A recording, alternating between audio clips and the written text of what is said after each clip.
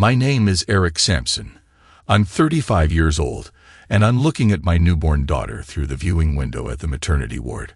Her mom is resting comfortably, and I'm waiting for a nurse to come out and soup me up so I can hold my daughter again. For some reason, the nurses always want to put me and other visitors in scrubs and clean us up before they allow us to touch the baby. I guess it makes sense because I wouldn't want anything to happen to my precious little angel before she starts her life. They suit me up, and I lift her from the nurse's arms. I marvel again at the absolute beauty of the wrinkled little person in my arms. From the first second that I saw her, I loved her more than anything else on this planet, whether she knew it or not. I could already imagine the person she was going to turn out to be. I was so ready to watch her grow and help her along her life's journey. No matter what happens, her mom and I will be there, guiding her along the way. After a half hour that seemed like only a few seconds, I gave her back to the nurse. As I stepped out of the room, I noticed a very attractive blonde woman waiting for me. My happiness evaporated, and my smile transformed into a grimace. "Mr. Sampson," said the security guard, "we don't normally let people into the maternity area unless they're family, but this woman said she was related to you." "It's okay," I told him. "Unfortunately, she's my wife." "How's being married to a woman who looks like that unfortunate?" he asked. "Trust me, that witch is bat crazy," I said just loud enough for him alone to hear. "You looked really good in there holding your baby," said Andrea, stepping up to me. "You're going to be a great father, but I think you should reconsider your actions. This divorce isn't going to happen, no matter what you try. I'll block it any way I can. We need to sit down and talk. Us throwing rocks at each other through our lawyers is only making them rich. Can we just talk? Just for a few minutes?" Andrea, my wife, is beautiful, spoiled, and curious. She's used to getting her way no matter what happens, and simply can't accept it when things don't go her way. Andrea is about 5 feet 7 inches, weighs about 120 well-shaped pounds. At 36, she has a bikini body, a nice trim waist with beautiful long tapering legs. Her features are a little sharp, but she has the bluest eyes you will ever see. She's also a woman that loves sex. She is definitely not a tease or an ice maiden. That's the unfortunate part. "I have to be there when Melissa wakes up," I told her. "That gives us about an hour for your talk. Let's go to the visitors' lounge. We should have some privacy there, unless you try to turn this into another shouting match.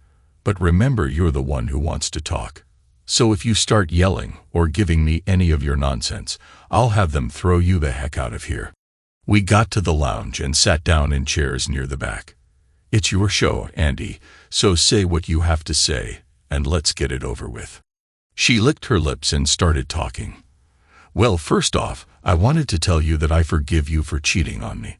I forgive you for breaking the rules we established for our relationship. I forgive you for getting another woman pregnant and running off with her. I want us to put all of this behind us, and I want you to come home with me, so we can get our marriage back on track. I do realize that you'll have to pay some kind of child support to Melissa for the baby, but I'm thinking that you should limit the time that you spend with that child, so it's not hard for you to choose between it and our children. I love you, Eric. I've never loved anyone else except you, so I'm willing to overlook everything you did and take you back. I also promise that no mention of this will ever be made. We'll just move forward. I won't try to hold this over your head or anything else. Let's just say this was all a big mistake and erase it from our memory. Melissa always wanted a baby more than anything else, and Mike couldn't give her one. So if we get back together, everyone wins." "Oh, Andy, could we really do that?" I asked with mock sincerity. "You're giving me a get-out-of-jail-free card." "Just this once," she smiled, nodding her head and reaching for me. "I'll never lose you for anything, and I won't share you. You're mine forever. I'd kill Melissa before I'd let her have you." I pulled back from her as if she were on fire. "Kick rocks, you stupid witch," I snapped at her, then got up and walked away. I realized then that Andy should never have been released. She was still crazy. I went down the hall to Melissa's room. I smiled at the nurse and pointed at the door. "She's going to be asleep for a while," the nurse said to me quietly. "I can't think of any place I'd rather be," I said. "I want to be the first person she sees when she wakes up." The nurse smiled again and waved as I went into the room. Melissa was lying on her side, turned towards me. I pulled the covers closer around her and sat down in the chair beside the bed. She was beautiful even sleeping. That has to come from an inner beauty. God knows Andy was beautiful on the outside, but she looked like a screeching shrew when she was asleep. Somehow, when she wasn't conscious, her inner ugliness just shone through her mask of sexy facial expressions. As I looked at Melissa's beatific, slumbering face, the past 16 months just rolled away. I'm a successful architect, and Andy and I were just moving into a house we built. Some of the neighbors were upset about our house at first because we purchased 2 adjoining lots and torn down the existing ranch-styled homes on them. Then we built our dream home on the site and re-landscaped it. I guess our house was kind of big compared to the other homes in the neighborhood, but it was the house of our dreams where we could grow old together and someday raise our family. It took a while for a lot of the neighbors to come around, but Mike and Melissa came over to meet us the very first day we moved in. They lived right next door to us, and you could look into their kitchen from our deck. Mike was kind of burly, but with a slight paunch, and constantly had a 2-day beard growth. Melissa was very cheerful, and while not in Andy's league, was really pretty. Melissa was short at about 5 foot even, and her body, while not like Andy's bikini babe, tall thin figure, was very interesting. She had large jugs and a big round bum. Her waistline, unfortunately, was also kind of thick. If it hadn't been for that gut, her body would have been incredible. They'd brought over pizza and beer, and we spent that first night getting to know them. It was the first of many nights we'd spend either on our deck, in our pool, or in our living room. Over the next few months, we became the best of friends. Mike and I often went bowling or golfing on the weekends. We were always driving around in either his pickup truck or my hopped-up Mustang GT. I love that car. It has custom paint, a Flowmaster exhaust system, and too many other modifications to talk about.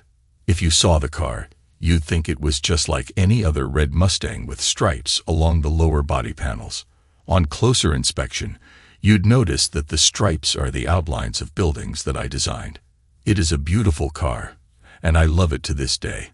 It's going to be weird putting a baby seat in the back, but you do what you have to. A lot of nights, we'd all just hang out either at Mike and Mel's place or at ours. Mike, just like every other guy I'd ever known, couldn't seem to keep his eyes off Andy.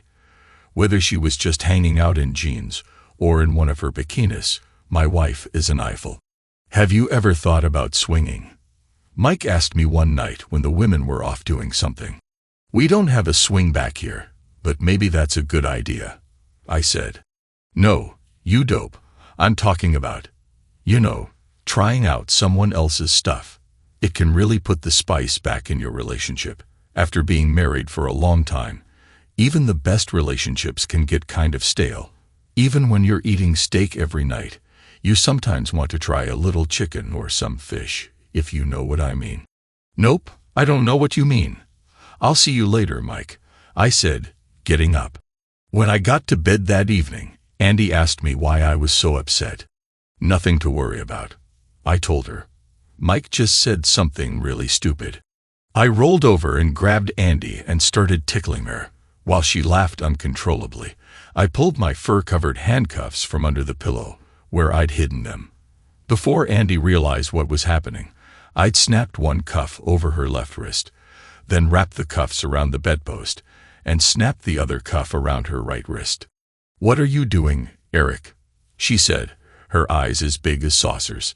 I reached down and grabbed a thick scarf that I'd laid on the bed. I tied one of her legs to the footpost on the bed, and the other to the bed frame. My beautiful wife was now tied up, spread eagle on our bed. I opened a drawer on the nightstand and pulled out a large feather and a can of spray lube that was supposed to warm up when blown on or touched. Andy could hear me moving around in the darkness, but she couldn't see what I was doing. I started out by gently running the feather lightly across her shoulder and down her arm. She shivered at the unexpected sensation.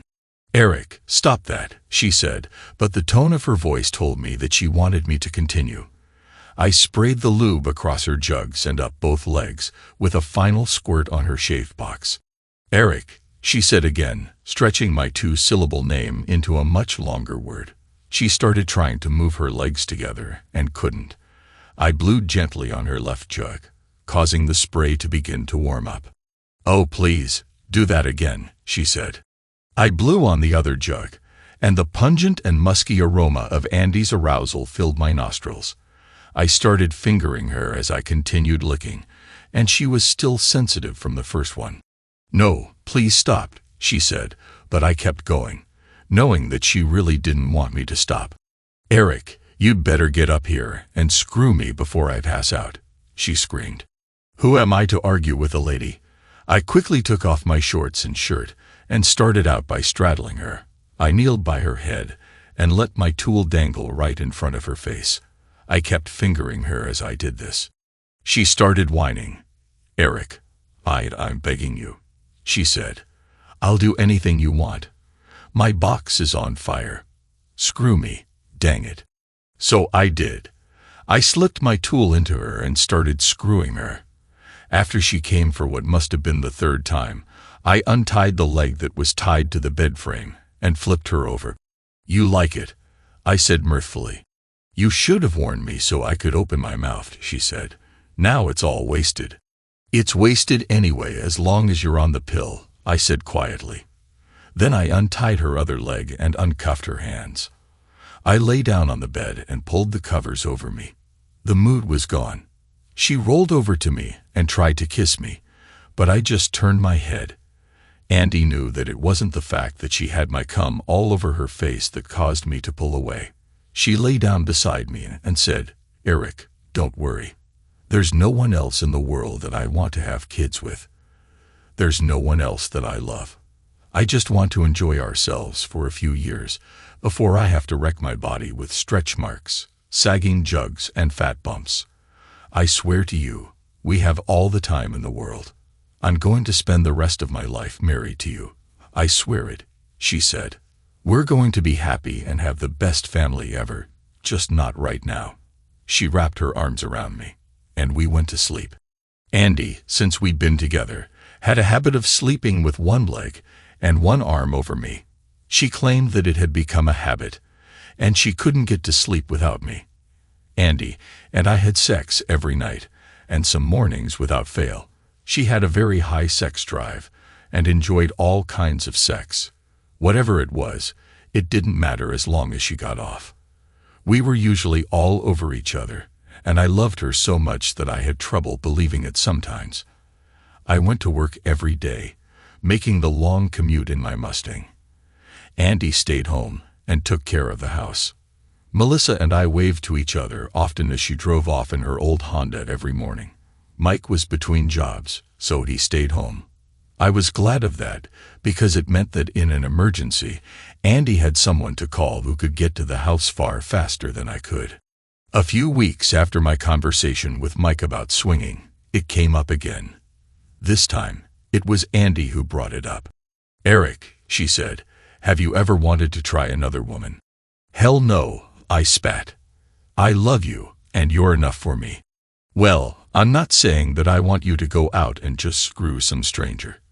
I'm just saying that maybe we should bring someone else in with us," she said. "It's just something I'm curious about. Besides, we're almost there anyway," she said. "Andy, what are you talking about?" I asked sharply. "Haven't you noticed the last few times that Mike and Mel came over? You and I started kissing, and Mike and Mel started kissing too. And then you started fingering me through the hole in my shorts until I came all over your fingers, baby," she said. "Well, while you were doing it, Mike was staring at me, and I was just kind of wondering." "Wondering what?" I snapped. "Well, what it would be like," she said quietly. "Be more specific," I said sharply.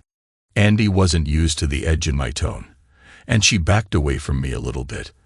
I don't think she was ever afraid of me hurting her, because, God knows, I'd die before I ever hit her. But she just wasn't accustomed to me not instantly giving her what she wanted. Let me give you an example. After I'd gotten my first commission, and did a great job on it, my then bosses gave me a substantial raise and a bonus. My vision for the money was for us to put it away to start saving for a house. Andy brought me home papers to sign the next day for her BMW. The down payment alone wiped out the bonus, and the monthly note would definitely tax my income. That car cost more than the house we were living in at the time. The end result was that we ate tuna for a month. But Andy got her car. Be more specific, Andrea. I want to make sure that I understand you clearly, I said again. What you're asking me for is for you to have sex with another man, right? Well, not another man. Just Mike, she said quickly. No, I said sharply. Wait. I'm sorry that didn't come out the way I wanted it to. No, never in this life. I screamed as loudly as I could. At that moment, for the first time since I'd met her, I couldn't stand to look at my wife. I got up, knocked the chair I'd been sitting in over, and left the room. A few hours later, after I'd gone out for a run and cooled down, I went into the kitchen and saw Andy there, seated at the kitchen table, eating her dinner. Here, I'll get you a plate, honey, she said. I walked past her without saying anything, got a beer out of the fridge, and went out onto the deck. I'd always loved the view from this deck. It was part of the reason why it was included in my design. I looked over and saw Melissa sitting at her kitchen table, grading papers probably, and wondered if she knew what my wife, her supposed friend, had proposed. She probably didn't have a clue. Melissa was a pretty woman, not in Andy's class of course, but she just needed to take better care of herself. If she got rid of that gut and toned up a little bit, she'd be pretty hot. I couldn't believe my mind was wandering so much as I watched the moon from my deck. I guess I wanted to think about anything other than Andy's suggestion. I knew before I married her that Andy had an extremely high sex drive. I'd always thought that I was enough for her. We were both pretty compatible sexually, I always thought. Andy brought the willingness to do it anytime and anywhere, and I brought the imagination and creativity. She never knew what to expect from me. From candles and roses to me tying her up and spanking her. But she did know that whatever we tried, it was always done with love and affection. Obviously, she was starting to need more. I think that she saw this as just another little thing for her to beg for and try to get her way on. I saw it as far more serious. To me, it was the first sign that we were drifting apart, and I loved her so much that it just broke my heart. It's a really beautiful night out. It's warm, and that big old moon is really lighting everything up, she said from behind me. Is there anybody here who'd like to try skinny dipping in our pool with me, or should we just take this upstairs? She came up behind me and wrapped her arms around me. Andrea, let go of me. I came out here to be alone, so I could think. But it's your house too, so if you want the deck, I'll go somewhere else, I said. I'll go sit by the pool. Is that far enough from you? She snapped. Not nearly. I snapped right back at her. I got up, went back inside the house, and grabbed my keys from the island in the center of the large chef's kitchen. Before Andy could react, I was out the front door and driving away. My Mustang's exhaust system and V8 growl alerted the neighborhood that I was out and about. I seemed to just drive forever that night, and though it made me feel better, I knew that it wasn't going to make my problem go away. I say my problem because, even though Andy was the one who was messing up our marriage, it literally hurt me to do anything that displeased her. Over the course of one stupid evening, I'd yelled at her, cursed at her, and walked away from her. I'd never, in all our time together, done even one of those things. Usually, when we argued, our pattern was different. We'd compromise, and I'd bend a little more, and a little more, until I either agreed with her or she got her way. Andy was my soul, so in some ways, giving her what she wanted pleased me as well. Andy's smile made me feel good inside, especially when I'd done something to cause it. There was simply no way for me to ever share her with anyone else, not even temporarily. I'd always been paranoid about her love for me. I remember the first time we visited her family. I was jealous of the time she spent with her brother and sisters. I needed to have her all to myself. Her dad had even commented once that his usual warning to the men who dated his daughters wasn't necessary in my case. "Son," he said, "I'm calling you son because I'm sure you're going to end up marrying my daughter. She loves you, and she'd be a fool to let you get away." Normally, I tell guys that if they hurt my little girls, I'll track them down and kill them myself. But in your case, I have a far different warning. I know that you love Andrea, but remember, you can tell her no from time to time. It'll actually make your relationship stronger in the end. If you keep on going the way you are now, sooner or later, she's going to ask you for something that you aren't ready to give her, without giving up a piece of your soul. By that point, it will be too late because she won't be used to you not giving in on anything.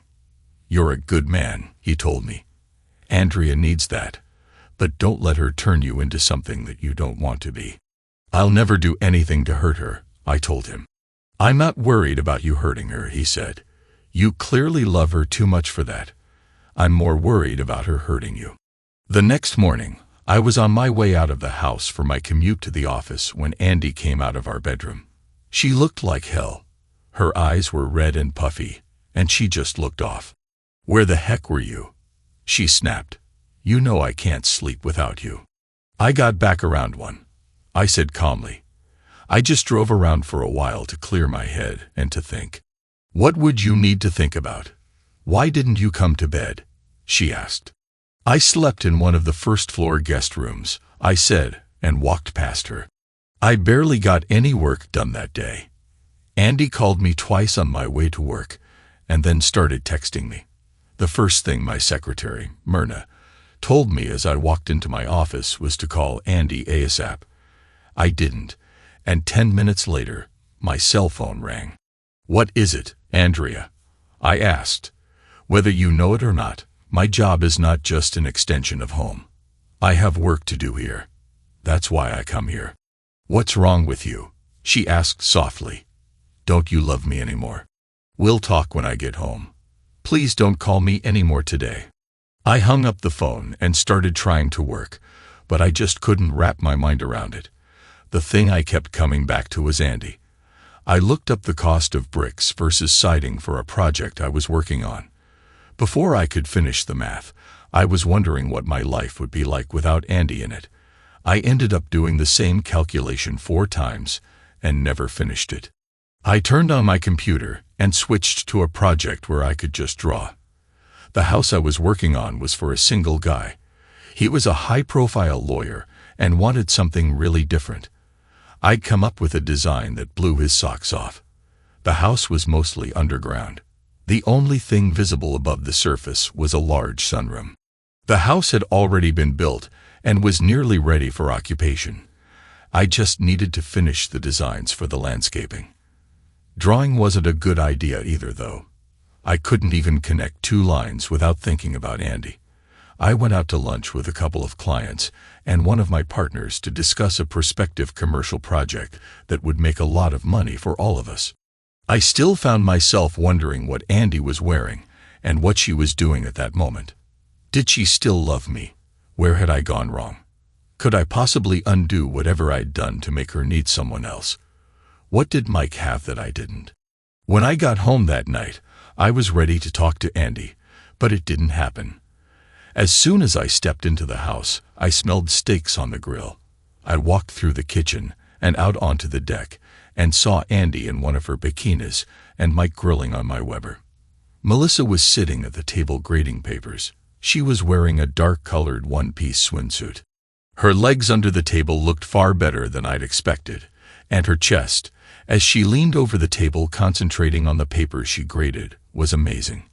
I think my look at her was more one of curiosity than lust because, though I'd noticed that her body was better than I'd ever thought, I wasn't aroused by it. I went back into my bedroom and changed into a pair of jeans, comfortable shoes, and a t-shirt. "Hey, shouldn't you be putting on a swimsuit?" smiled Andy. Why? I asked. Well, honey, we're all hanging out at the pool, and we usually just wear swim stuff. Even fuddy-duddy Melissa is wearing a swimsuit, she said, smiling. The smile quickly faded when she saw that I wasn't smiling. Eric, I was just joking. You know I love Melissa. She's like my best friend. I know you're tired after all of that work, so just come on down. You can wear whatever you'd like. Your steak is almost ready. If you hurry, you can eat it fresh off the grill the way you like it. Andy went back out to the pool. I heard her say, he was just getting changed. He'll be right down. I went back out the front door. I don't think they even realized that I was leaving until they heard my Mustang's loud exhaust system. I drove down by the lake and stopped off at a Burger King on the way. I parked in front of the lake and ate my double Whopper with cheese while I played some games on my iPad. After I ate, I read a few stories about swingers on one of those internet websites. I had nothing against people who wanted to trade partners, but it just wasn't for me. I got out of the car and spent some time throwing rocks into the lake. During the evening, I saw several attractive single women pass by, either alone or in groups. A few of them looked at me. One or two even started walking my way and attempted to start a conversation. I think my body language and the fact that I held my wedding ring up to punctuate every sentence gave them the impression I wanted them to get. They quickly backed off and left me alone. The thing that upset me the most was, as the sun went down, seeing several couples who were clearly in love, walking hand in hand along the waterfront. As they smiled at each other, hugged, or stopped for a kiss, I wanted to shoot every one of them. My jealousy over what they had, and what I'd probably lost, made me want to go up to each guy and tell him something. Run away from this witch as fast as you can before she rips your heart out. I'd say, sure, it's great now, but is it really worth the pain you'll go through when this woman decides you're not enough for her and she wants to be with your friends? I stayed out a little longer that night. It was closer to 2 a.m. when I got home. Andy was lying on the couch in the living room with a blanket. As softly as I closed the door, it still woke her up. Her eyes were red again. She'd clearly been crying. I didn't say a word to her. I didn't want to upset her any further, so I just turned and headed up the stairs. Eric, what is wrong with you? She shouted. Just yesterday and for the past 10 years, you've been all over me. And now you can't even stand to be in the same room with me. It's like I'm a piece of dirt on your shoe, and you're just trying to scrape me off. Andrea, I have no intention of trying to speak to you while you're screaming at me, I said. I came home with the intention of trying to talk to you, but you needed to have a party. You wanted to talk to me so badly while I was at work, but once I got home, that need just evaporated.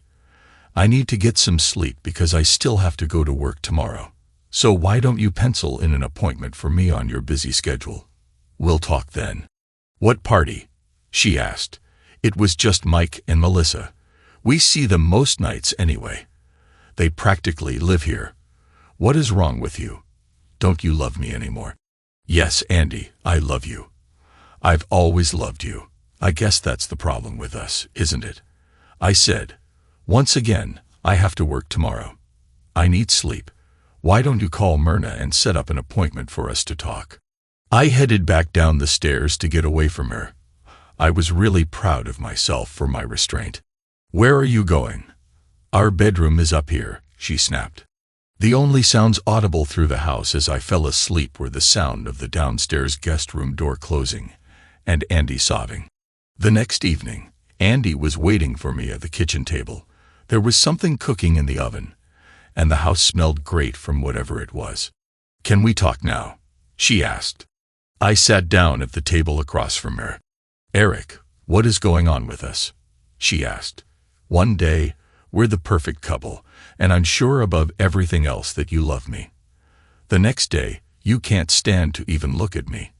We haven't had sex in 2 days, and while that doesn't seem out of the ordinary for most couples, for us, that's an eternity. I miss you. I'm going crazy. I want us back like we're supposed to be. Andy, that may not be possible. I said. Why not? She asked. What did you do? Did something happen while you were out driving around? Andy, I didn't do anything other than drive around alone. You messed us up, I snapped. She shook her head. I didn't do anything, she said. So you don't think telling me you want to be with some other guy hurt us? I snapped. You don't think that my being not enough for you hurt us? I've read stories about open marriages and swingers, Andy. They rarely ever turn out happy. In most cases, they only start the couple down the road to divorce. Not all of them end up in divorces, but a bigger percentage of them break up than stay together. It's especially true in the cases where only one partner wants to swing. Anything that swings open also swings closed. That's what this is all about, she said, laughing. I've been going through 2 days of hell thinking you don't love me anymore because of something I was curious about. Curiosity killed a cat, Andy. I really thought that was over with, she said. You said no. I let it drop. End of subject. But nope. You need to go off and stew over it and sulk like a baby. After listening to Mike talk about it, I just wondered, especially after that last time we were all together, what it would be like. You're the only guy I've ever been with. You know how much I enjoy sex, and I just wanted to know if all guys are the same. It's not like I'm going to fall in love with Mike. He's a lazy, good-for-nothing slob, and he'd be the best person for me to try out anyway. So you decided to try this out after talking to Mike? I said, that figures. He asked me about it about 2 weeks ago, and I turned him down flat. I guess one of us thinks our marriage means something, and now we know which one. Mike doesn't care about your sexual awakening or your curiosity. He just wants to be with you. He's stuck with Melissa, who, while a very nice woman, is kind of dowdy. He starts seeing you walking around half-naked all the time and decides to see if he can get into your pants. I guess that makes you feel special or curious. Huh.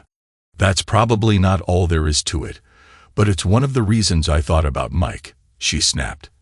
I did want to try someone else out, and I picked Mike because he is no danger to us. He's your best friend, so he wouldn't try to take advantage of the situation.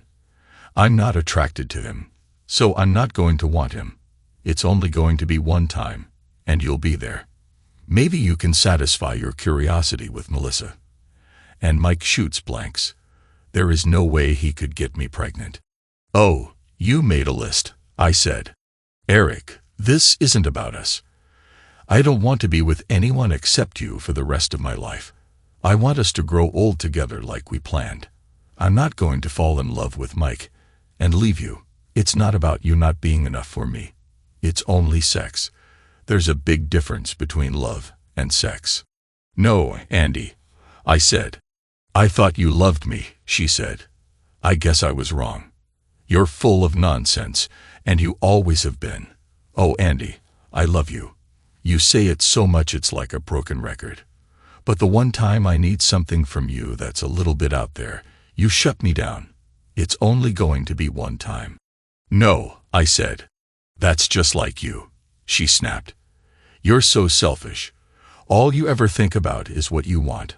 I don't matter. If not letting you be with some guy is being selfish, then I guess I am. I told her, Andy, I do love you. I love you way too much to ever want to share you with anyone else. That's what I mean about being selfish, she snapped. You just don't know how to share. We've been together for 10 years. We probably have sex at least 7 or 8 times a week, if not more. From the day we got together, no one else has ever touched me. That's 7 or 8 times 52 weeks in a year, which is about 400 times a year at least. Multiply that by 10 years, and you've been with me over 4,000 times, Eric. I was just asking to let someone else do it once. If the only reason we're together is because no one else gets to be with me, our relationship is pretty sad. I didn't say anything. I was done talking. You know I could have gone out and done this behind your back and not said anything, she said. I could have gone out, found some guy, and been with him to satisfy my curiosity, and never told you. You would never have known. But I tried to be honest with you, and look what it got me. It's great to know that you trust me, Eric. What's that expression? Love without trust means nothing. I came to you and tried to talk to you about my feelings, and this is what I get. Thanks for nothing, Eric, but it's my body, so I get to make this decision. Good night, Andrea, I said. Wait, Eric, I don't want this talk to end this way. We have to come to some kind of solution, she said. I'm going out for a run, I told her. Andrea, you're a grown woman. Do what you have to do. But if you do, make sure you can handle the consequences of what you do, because this conversation may not be the only thing ending around here. Where are you going? She screamed. We're not done. We might just be, I said. I changed my clothes and went out to run. When I got back from my run, I was sweaty, but I felt better. I got into the shower and turned the water on. I didn't notice that Andy had joined me until I heard the door close. She rubbed her hands down my back. I moved away from her as quickly as I could. Andy, this house has 3 bathrooms. Find another one, I said, pushing her away from me. I showered while Andy sat there with a shocked look on her face. Then I got dressed. Are you ready to finish our talk? She asked. Our talk is over, I said. See you later. If you walk out that door, I'm going to be with Mike, she said. Andy, you're going to anyway. You had your mind made up before we even started talking. I don't even know why you felt you needed to tell me, I said as I looked at her. She looked down at the floor and couldn't meet my eyes. I wish you could understand what I'm going through and just let me have this one thing. It won't mean anything, she said. If you do it, Andy, things with us will never be the same. I can't watch you all the time. So I hope your curiosity is worth our marriage. But like you said, it's your body and your decision, I said. Maybe you're the one who's throwing us away with your stubbornness, she said. The only reply I made was slamming the door on my way out. That night, I came home early and went to bed in the guest room, as I'd been doing for most of the week. Andy knocked on the door at about midnight, saying she wanted to talk. I'd locked the door so she couldn't get in, and when I heard her, I pretended to be asleep. The next day, my world started to fall apart. I got home at the usual time, and noticed that instead of sitting in her kitchen grading her papers, Melissa was sitting on her front porch doing it. Hi, Mel, I shouted. She looked up at me and looked awful. She was crying her eyes out. I went over to her to see what was going on, and I knew. I couldn't sit in the kitchen and watch them out on your deck, she said through her tears. I stormed into the house and saw Mike getting ready to dive into my pool. Just as he leaped into the air, arsing for the water, I kicked him right in the face as hard as I could. He fell into the water and spluttered out a mouthful of it. His nose was busted, and blood was pouring down his face. Get out of my house, I told him. Don't ever come back. Hey, buddy, calm down. It's over and done with. She wanted it. She was the one who suggested it in the first place.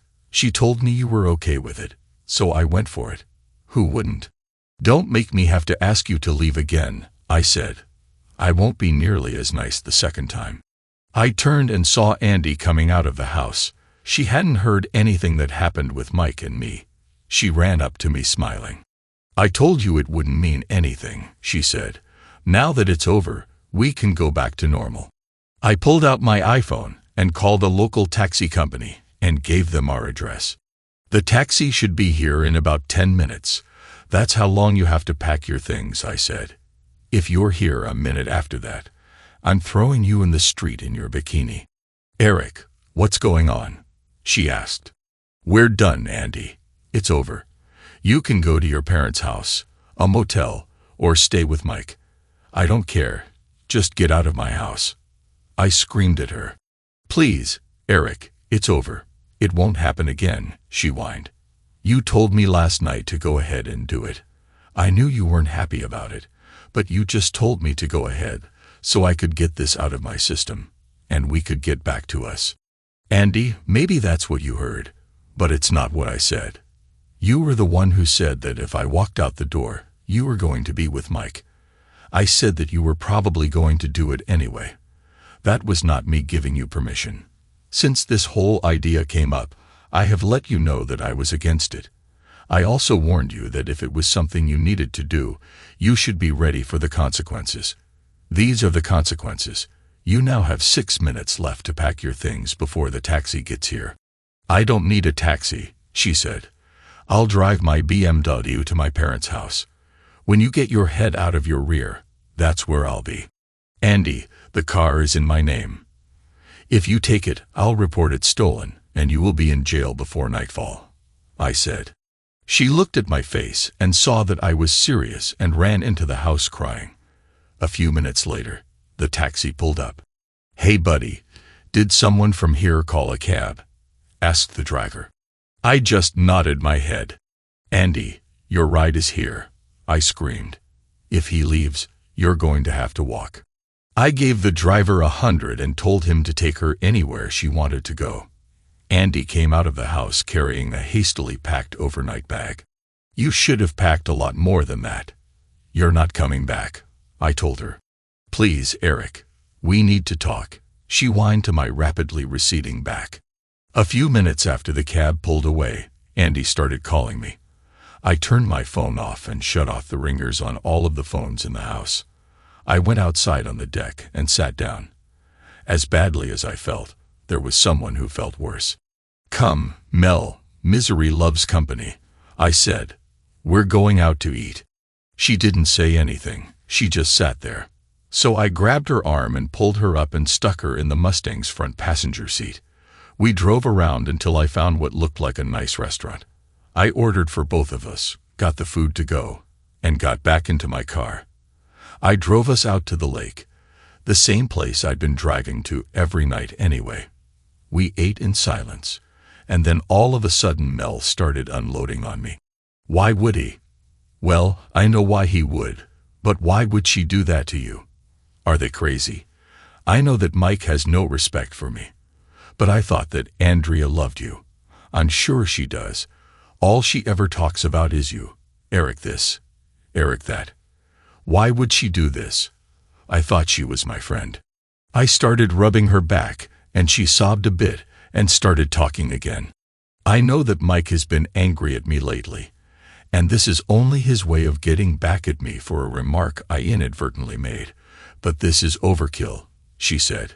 I'm sorry, Eric. This must be worse for you than it is for me. I'm fine, I said. What do you mean Mike is angry at you? Well, Mike had an accident when he was younger and can't have kids. I knew it already when we got married. I'm fine with it. I've always wanted kids, but I wanted Mike just as much, so I became a teacher. Lately, it just hasn't been enough, and I really want to experience motherhood. Eric, I want a family. I want to share all of this love that I have and bring up my own kids instead of teaching everyone else's. So I approached Mike about possibly adopting a baby. He went nuts. His exact words were, "Oh, so I'm not a man since I can't knock you up. Well, I'll show you who's a man. I'll be with that little woman next door and make you watch." It took 3 weeks, but he did it. We didn't say much for a while. As it got dark, the lovebirds came out, and I was really too upset to watch them strolling hand in hand in front of that lake. Besides that, there were just too many big rocks that were the perfect size for throwing. So we left. I went home to an empty house. Melissa went home to Mike. I could hear him screaming at her at first, and her screaming back. After a while, the screaming stopped, and I saw her sitting at her kitchen table with her papers. The next morning, I went to work as I always did. Myrna handed me a stack of messages from Andy. I dropped them all into the trash basket and told her not to forward any calls from Andy to me. If she called me, just tell her I wasn't accepting calls or messages from her. Then I gave her my iPhone and had her go over to the AT&T store and have my phone number changed. At about 10 o'clock that morning, I got a call from Robert Morgan, Andy's dad. He was going to be in town this morning and wanted to take me to lunch. I met him at the Texas Roadhouse at noon. I hadn't seen him in about 3 weeks, and at his age, This kind of stress couldn't be good for him. "Hi, Eric," he said. "Let's get down to it. We both know why we're here. I warned you about this before you married her. She can stay with us for a few days while you two cool off. But Martha and I want to stay out of this." "Well, when you and Martha put her out, she can stay with her sisters for a while. And then her brother," I said. "Hopefully, by that time, we'll have some kind of financial settlement made so she can find a place of her own," I said quietly. "Eric, what are you talking about?" he asked.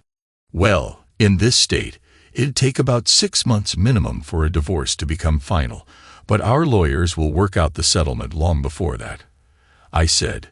"Just between us, I'd rather come up with a lump sum payment instead of any kind of monthly alimony where I'd have to write her a check every month or whatever. I just want this over with and settled so I can move on with my life." "Eric, I still do not understand you. Andrea said you'd had a difference of opinion and you flipped out on her. So she decided to stay with us for a few days while you calm down. She cried her eyes out last night and won't eat a thing. I know my daughter. When Andrea is right about something or believes that she's right, she's as cold as ice. But last night she was crying her eyes out. I know she's done something to push you too far finally. Did she buy another car? You guys didn't have more than $50 a week to live on last time she did that. She couldn't even drive it anywhere because you couldn't afford gas for it.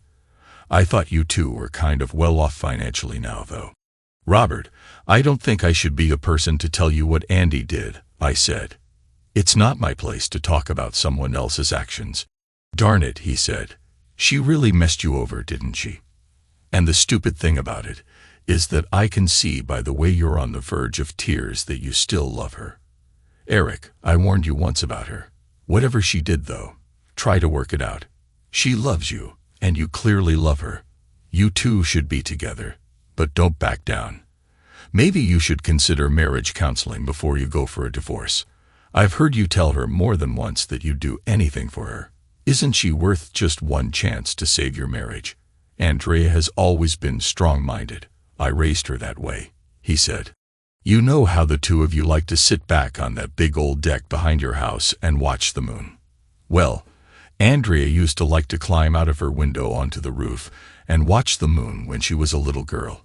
I told her not to do it because she'd fall off the roof and break her neck. She did it anyway, so I spanked her and nailed her window shut. One week, I was out of town on business, and Martha was at her ladies' auxiliary meeting. Andrea got the hammer, pulled all of the nails out of the window, and climbed out onto the roof. It had rained the day before, and the tiles were still slippery. Andrea fell off the roof and broke her arm. If the bushes hadn't broken her fall, she was falling headfirst. She probably would have broken her neck. After that, she never went out on the roof again. Andrea can learn, he said, but sometimes she has to learn the hard way by losing something really important to her. Maybe having to be away from you for a little while will solve this. I'm going to ask her what she did, and I'll get back to you. For the next week or so, my life moved in 2 directions at the same time. I started spending time with Melissa. It just seemed natural. She was really upset with Mike, and I was missing Andy a lot. Melissa started running with me in the evenings. She also started using my gym. I think a lot of it was just her anger and frustration over Mike. We talked a lot about our situations as well. If Mike loved me or treated me nearly as well as you treat Andy, I'd forgive him anything, she said. But in our case, that's the problem. Mike doesn't love me. Maybe he did once, but now I'm just an old shoe to him. I go out to work every day and bring the money in, while he's been unemployed for the last 4 years. When I get in, I have to do the cooking and the cleaning before I get to grade my papers. I'm tired of being taken for granted. And this was just the last straw. I've never told anyone this before, but he's cheated on me before this. Andy knew that I was totally against this from the beginning. I said, this time, she just pushed me too far. Eric, we're friends, so 2 things, she told me. Number 1, every time anyone mentions her name, You almost start crying because you love her so much, and being away from her is killing you. Number 2, you've been together for 10 years, and this is the first mistake she's made. For your own sanity, give her another chance.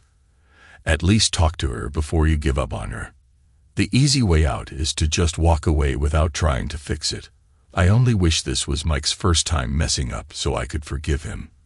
But this has happened too many times for me. Andy showed up at my office the next day.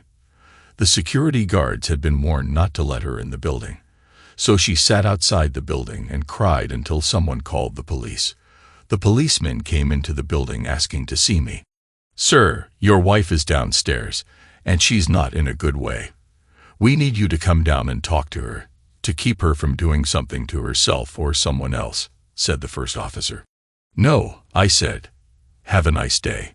"Sir, this conversation isn't over," said the cop. He was obviously getting upset about my flippant attitude and wanted to prove something. "How about if we book you on refusal to cooperate and put you in the same cell as your lovely wife? Then you'd have to talk to her, sir," he said. "How about if I snap my finger?" I said, looking him straight in the eye. What would that do, sir?" he asked. "When I snap my finger, one of my assistants will call my lawyer. He'll be at the station before we get there. By the time you get me to the building for your bogus investigation, you'll be suspended, and I'll be suing the city for more than you'll make in your entire career. To save us further embarrassment, why don't we take this into my office so I can explain what's really going on here to you?" I told him. When we got inside the office, I asked him if he was married. He told me that he was. I asked him what he'd do if his wife asked him about sleeping with his best friend. He told me there's no way he'd stand for it. "That's what she did," I told him. I told her I wouldn't stand for it, but she went ahead and did it anyway. I called her a cab and sent her to her parents while we work our way through the divorce. She can't reach me at home, so now she's harassing me at work. I'm a partner here, and we own the building. I have a right to bar entrance to anyone who could cause a scene or disrupt my business. I treated that woman like a queen, and that's how she repaid me," I told him. "I don't want to ever see her again. I have never abused her, hit her, or even yelled at her. Don't I have the right to be left alone in my own place of business?" "Sir, you should file a restraining order," he said. "We had no idea of the situation when we arrived. Thank you for explaining it to me. We won't bother you any further. But sir, can I ask you one more thing?" I nodded. "If you really don't want to have anything to do with her, why are you so sad right now? You look, excuse me, I don't mean to insult you, but you look like you're on the verge of tears. You obviously love her a lot. Why not at least talk to her?"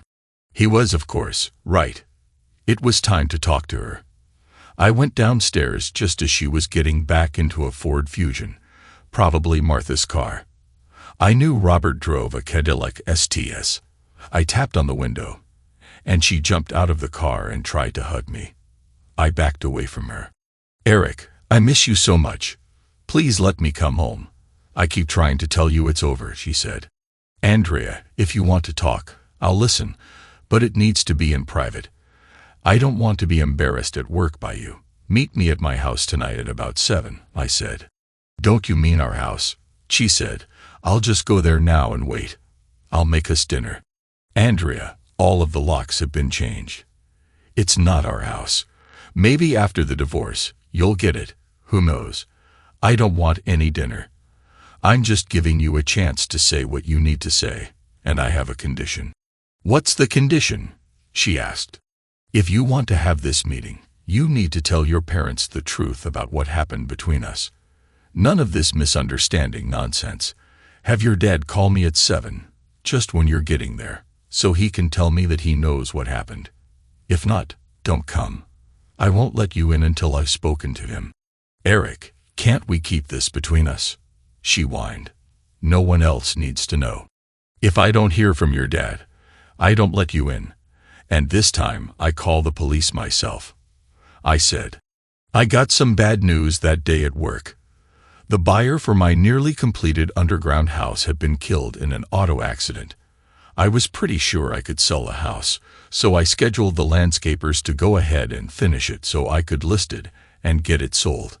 The house was too bizarre to be everyone's cup of tea, but the right buyer would be willing to pay top dollar for it. At 6 o'clock, I went out for my run with Melissa. We had a good run together. I could run faster alone, but I wouldn't have nearly as much fun. "So how are things at the house of Mike and Mel?" I asked. "Frosty as heck," she laughed. "He doesn't talk to me. I don't talk to him. But you know what? I'm enjoying it. For the first time since we got married, he isn't ordering me around. I got one of those brochures from the adoption places, and I've been going through it. There aren't nearly as many stipulations concerning single-parent adoptions as there used to be. Of course, I have to find a lawyer and get the divorce settled first, but I finally realized that he needs me a lot more than I need him." I got home at 6:45 and had the feeling that I was being washed. I went into the house and showered. At 6:58, the phone rang. I picked it up and answered it. "Eric, I'm really sorry, son. I understand why you're upset. I can't believe that a daughter of mine would ever behave that way. I still think that there's a chance for the two of you to work this out, though, if you're willing to forgive her and put it behind you." A few minutes later, I put the phone down and went to the door. Andrea was standing there. "Can I come in?" she asked. "I feel so stupid asking you that. This is my house too." "Let's just talk here on the porch," I said. "It's a nice night, and it feels good out here. Andy, we're not back together. We're only here to talk," I said. "You were the one who wanted to talk to me so badly, so I'll let you go first. You tell me what you have to say." "Jeeks, you've called me hundreds of times, sent your dad to talk to me, bothered me at work, lied to your parents about why we broke up.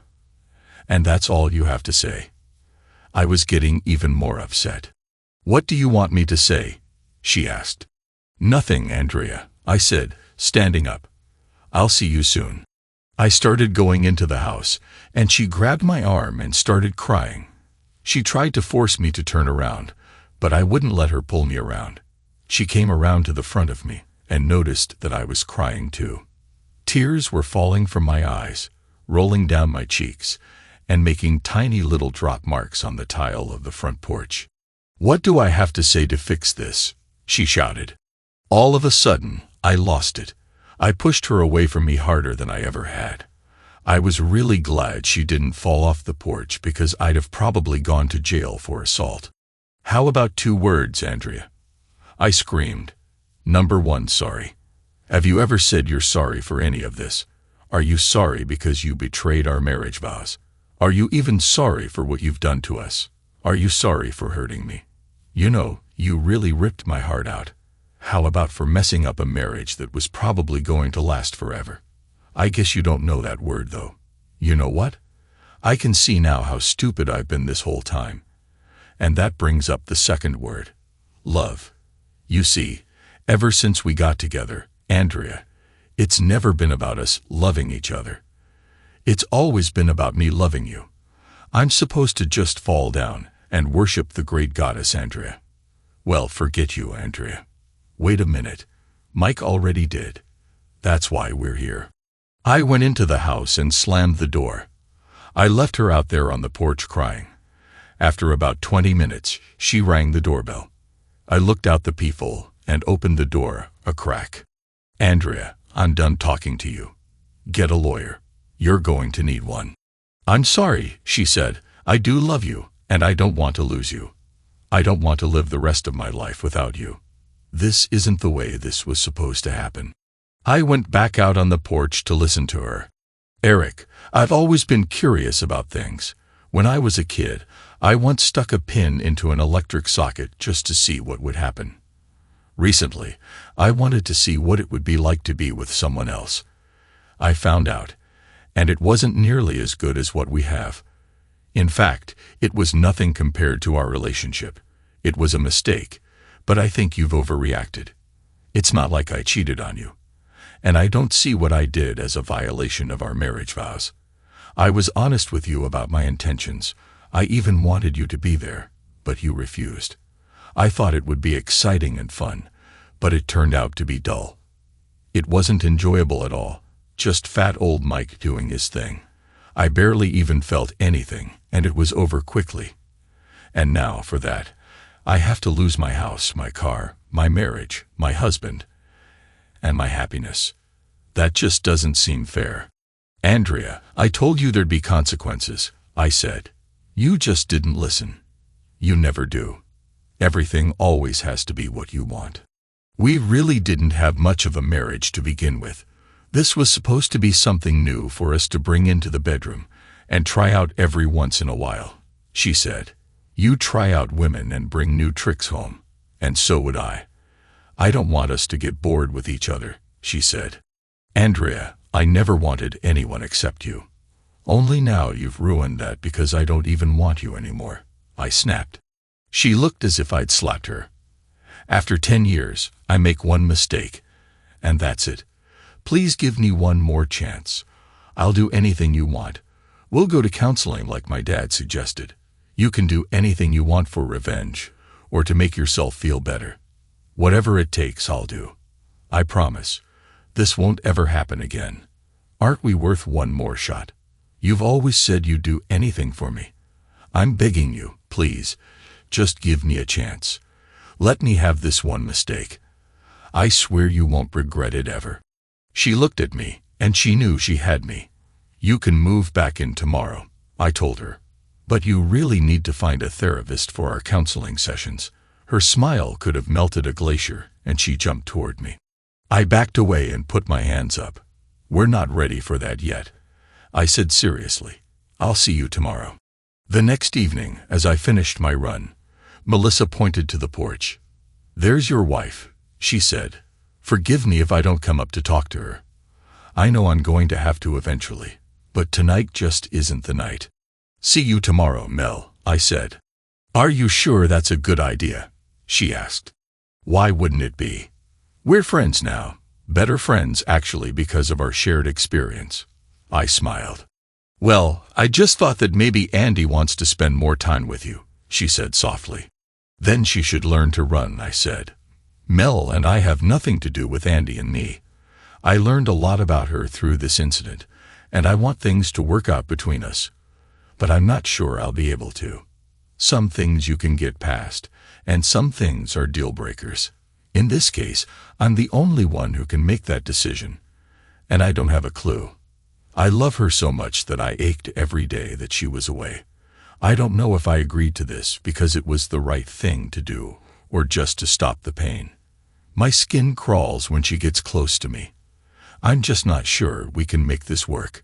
You're not sure you can make what work? Asked Andy. Hello, Melissa, she said coldly. Andy walked closer to me and tried to take my hand. I moved it away from her and said, I'm not sure that we can make us work again. I'm sure enough for both of us, so you don't have to be. She smiled. Just watch. Everything will be better than it was before. I promise. Nothing will ever come between us again. What have you been eating? There's nothing in the fridge, she yelled. Wait, there's some salmon in the freezer. Why don't we grill it? Out on the deck. I'll make some rice and veggies to go with it. Tomorrow, I'll go shopping while you're at work. We did exactly that. The first night back together was awkward beyond belief. Andy kept talking to fill every lull in the conversation. It was as if she thought that any time we stopped talking, we'd break up again. In my heart, I knew that the easy chemistry we once shared was shattered. I hoped that one day we'd get it back, but I wasn't sure when or how that could ever happen. Andy started to tell me something, but her words were drowned out by a loud crash and a bunch of yelling from next door. Does that go on often? Asked Andy. Almost every night, I replied. When did it start? She asked. I just looked at her like she was stupid. Oh, she answered. I guess I'm responsible for that too. But they've been married for longer than we have. They'll scream for a while to blow off some steam, and then they'll be fine. I'm sure of it. Mel is saving her money for a divorce lawyer. She's the one who's working. She's done with Mike for good. Unless something drastic happens in the next few weeks, they're done. I said. How do you know that? Asked Andy. Mel told me, I replied. For a man who won't touch me, and barely seems to be talking with his own wife, you seem to be pretty chummy with Melissa, snapped Andy. Everyone needs to have someone they can trust, I said. Someone to talk about their problems to. That's the point, snapped Andy. That's supposed to be me. That always was you. Until you became the problem and lost my trust. I said, trust is something that has to be earned over time. When we first got together, it took a while before we came to rely on each other. It was easy then, because we had no history and had never hurt each other. For over 10 years, we loved each other, trusted each other implicitly, and we had a bond. We had a chemistry based on us almost knowing each other's thoughts. Our hearts beat together, Andy. I didn't care about friends, family, work, or money. Nothing came before you. You came before me. I would have died for you. I had 2 wishes, Andy. Do you know what they were? Yes, she said sadly. All I wanted was to grow old with you, and for us to have a baby or 2 together.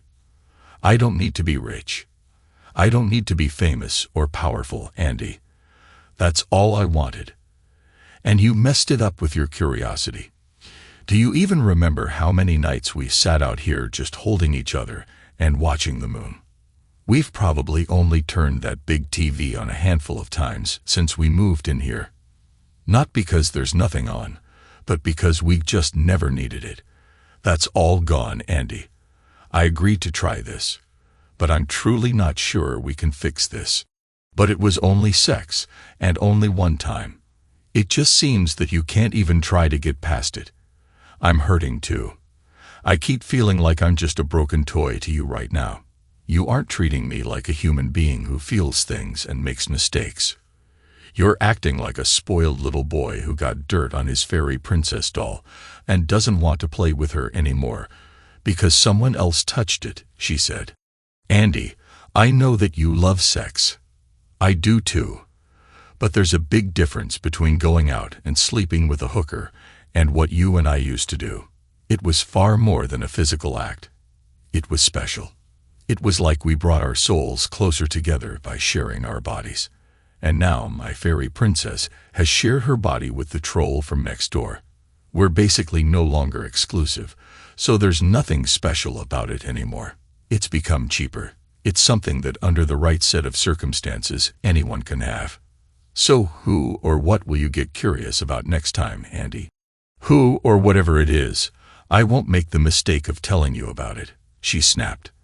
I see what being honest got me. Next time, I'll try lying. Andy, right now, we're only held together by the thinnest thread you can imagine. If there ever is a next time, we'd be done so fast you wouldn't even know it. You wouldn't even see me until we met in court. I was so close to dumping you this time that I stopped talking before I said something I'd regret. Even in the dark, I could see Andy crying. I realized that I'd let my anger push me into saying things that I shouldn't have. Good night, Andy, I said. I'm sorry for the things I said. I shouldn't have said them. I guess I'm still angry about this whole thing. Maybe this wasn't a good idea. Maybe we should have gone to counseling before we moved back in together. I'm glad you let me move back. I couldn't take sleeping alone another night, she said. I'd have gone crazy if I had to spend another day without seeing you. Why do you think I came up to your job yesterday? I know it's going to take a lot of work to get you back, Eric, but I'm going to do it. I swear that things with us are going to be even better, she said. Now let's go to bed. She followed me upstairs, and when I got to the master bedroom, she came in and sat down on the bed. She pulled her shirt over her head and started taking off her clothes. Andy, what are you doing? I asked. Getting undressed so we can go to bed, silly, she smiled. Andy, we won't be sleeping together or doing anything else for a while, I said. There are plenty of bedrooms in the house. Pick one. Andy tried her best to hide her tears. You aren't even trying, she said. Maybe you don't love me anymore. The next morning, I was up, showered, and almost gone before Andy got out of bed.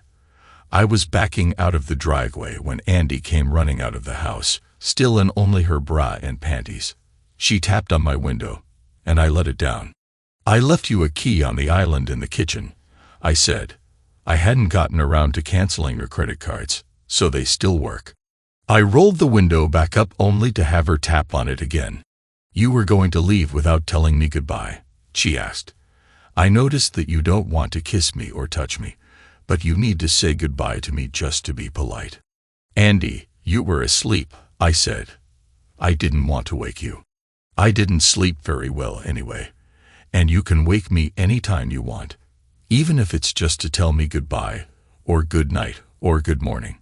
Even better if you wanted to kiss me, or hug me, or feel me up, or sleep with me," she said. "No matter what I've done, I'm still yours, and I always will be. I know I messed up, but I am trying to fix it." When I got to work, Myrna asked me, "Are you back with Andy?" "Kind of, on a trial basis," I said. "Good. Maybe you can get your head out of your rear now," she said. "She left you a stack of messages that all say the same thing. She loves you. You must have been really good to her last night. Why not give her your new phone number so she can call you herself and save me any future embarrassment?" When I got home that night, I was feeling better. I said hi to Andy when I came in and started changing for my run. "Is it okay if I invite a couple of guests for dinner?" she asked. "Andy, it's your house too. You don't have to ask me things like that. You never did before." Actually, I was kind of glad that we wouldn't be having another awkward night alone. I met Mel coming out of her house.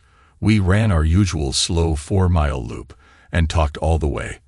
I couldn't help noticing that Mel had dropped a lot of weight, especially around her tummy, and she was looking really good.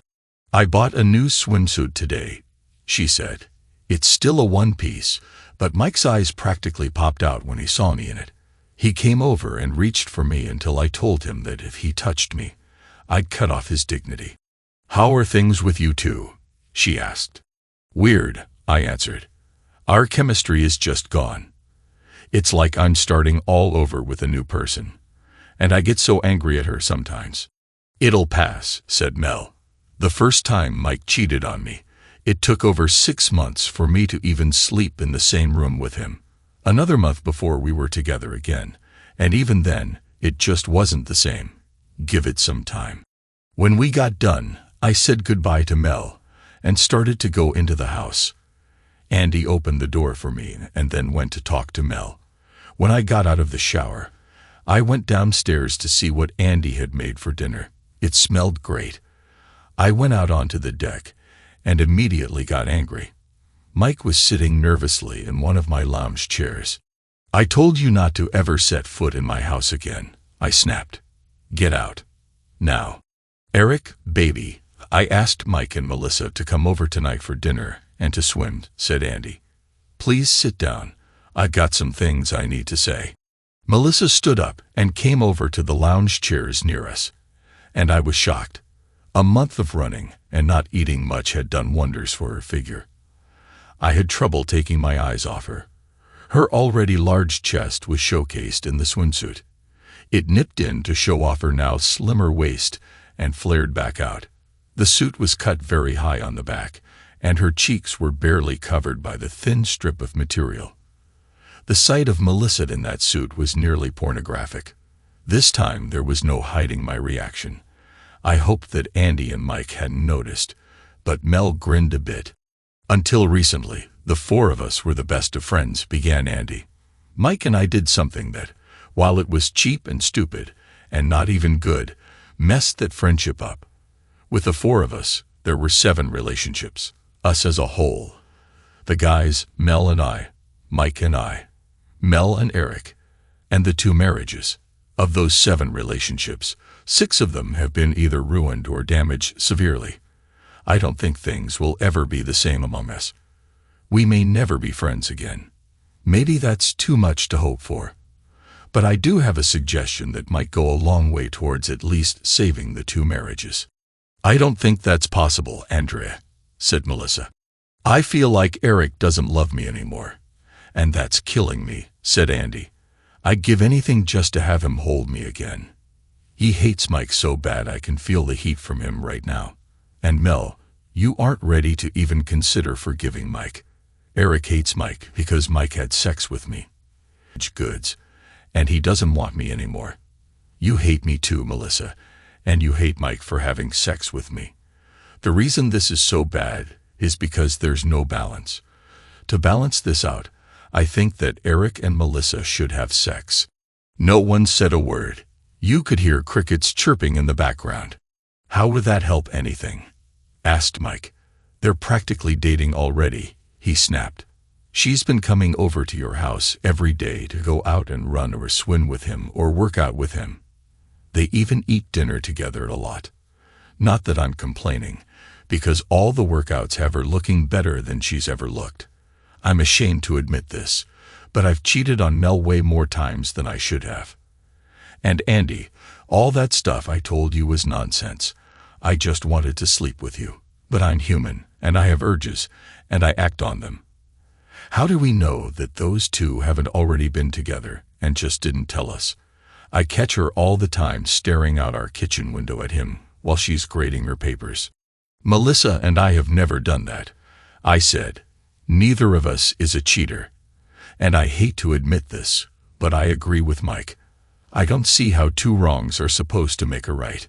If Mike stole your baseball and got it dirty, wouldn't it be fair for you to get to use his and get it dirty as well?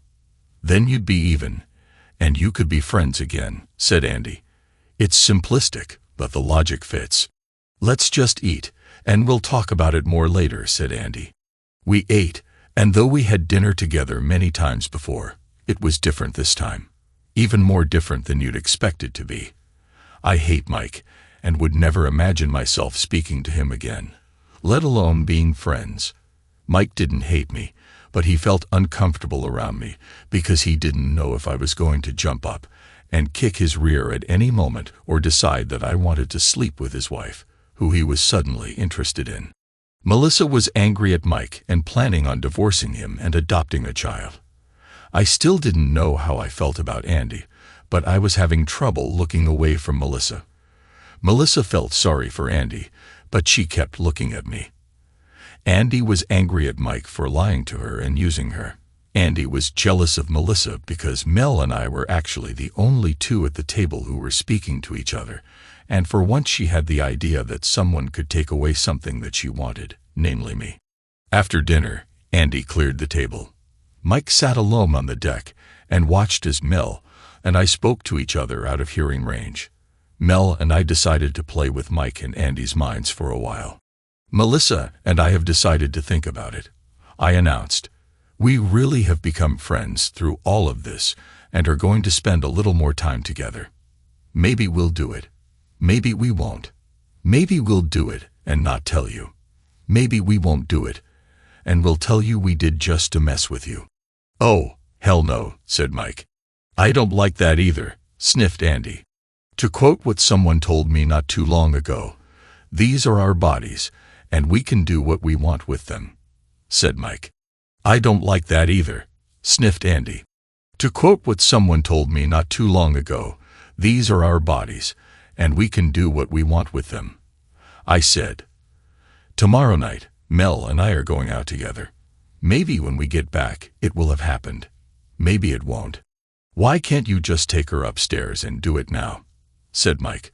Let's just get this over with. I really don't like this, said Andy. This isn't fair. Why not? I asked. You got to do it your way and then bragged about it afterward. You couldn't wait to tell me how you'd done it, and it wasn't any good, and it didn't mean anything. Then you expected me to just let it go and say, oh, Andy, you were right, everything is just fine. But everything isn't fine, is it, Andy? And everything may never be fine again. So Mel and I are going to do this the way we want, just like you did. Only this time, it will be the cheaters who are sitting home hurting, I said. But there's a difference here, said Andy. With me and Mike, it was just sex. Mike thinks that I'm a spoiled witch, and he wouldn't put up with my nonsense in a million years. He just wanted to sleep with me because I have a nice body. I think Mike is a disgusting slob, and I'm not attracted to him at all. I just wanted to sleep with someone other than Eric for one goddamn time. Melissa, deny it if you want to, but you like my husband. I'm not just talking about sex here. You're attracted to Eric, and he hasn't been able to look away from your chest, your rear, or your face all night. There is a real danger here of you two liking this too much, so I agree with Mike. You two should just get it over with or forget the whole idea. I've been through too much trouble trying to get my husband back to just give him away to you. Melissa and I looked at each other and moved in closer. Then we wrapped our arms around each other as Andy looked on in horror, tears appearing in the corners of her eyes. I have to admit, she felt really good. Amazing, in fact. Then we brought our faces close together, pushed away from each other, and shook hands. See you tomorrow, Mel, I said. Don't forget we're shooting for 5 miles. I grabbed a beer off the table and headed upstairs. Well, I've got papers to grade, said Mel as she headed next door. Mike and Andy just stood there with their mouths open. A little while later, Andy knocked on the door of my room. Can we talk? She asked. I guess, I answered. She came into the room wearing a long robe that covered everything. That was a first. She'd obviously been crying again. I'm going to get you an escort, she said. What the hell are you talking about now, Andy? I asked. Well, it's only right that you get to sleep with someone else to make up for what I did, but I don't want it to be Melissa, she said. I still have no clue what you're talking about, Andy. There's something going on between you and Melissa. You may not see it, she may not see it, but trust me, it's there, and it scares the hell out of me. Eric, all my life, I've been the pretty girl. I always knew I could have any guy I wanted. I never had to worry about losing a boyfriend to anyone else, even though I didn't put out. This is hard for me to admit, but until tonight, I never took Melissa seriously. I mean, she's always been kind of borderline pretty, but she's shorter and chunkier than I am. She has a big chest, but I have everything else, and her gut was kind of a turnoff. But now my marriage is crumbling, and stress and worrying about what I may have lost has been hard on me. I'm not looking my best, and Melissa has somehow lost that gut and toned up crazily. Even I had to admit tonight she looked really good in that swimsuit. And you noticed it too. Mike is really pissed, and he doesn't want you anywhere near her. You two spend way too much time together. I'm really afraid that with your anger towards me and your so-called friendship with her, that I could lose you, she said. I realize now that I've been kind of selfish during our marriage and took you for granted, but that's over now. It won't happen again, I promise. I know that I don't have the right to ask for any favors, but I'm begging you for this one. If you have to have your revenge sex, I'll get you anyone you want. A model, an athlete, a hooker, a porn star, Britney Spears, or a goddamn circus clown. I'll even try and hook you up with my sister if you want. Anybody except Melissa, she said. I started laughing, and the sheet pulled down a bit, revealing my chest and the upper region of my stomach. Andy looked, and I heard her sigh quietly. I suddenly wondered what she was doing for sex. It had been over a month since the incident, and Andy needed sex daily, at least. I'm serious, Eric, she said. I know you better than anyone in the world, and before tonight, I've never seen you look at anyone except me that way. And when Melissa hugged you in your little handshake parody, her eyes almost rolled back in her head when you guys made contact. When you stopped hugging her, I thought her chest was going to shred that suit. But that's not the real problem, is it?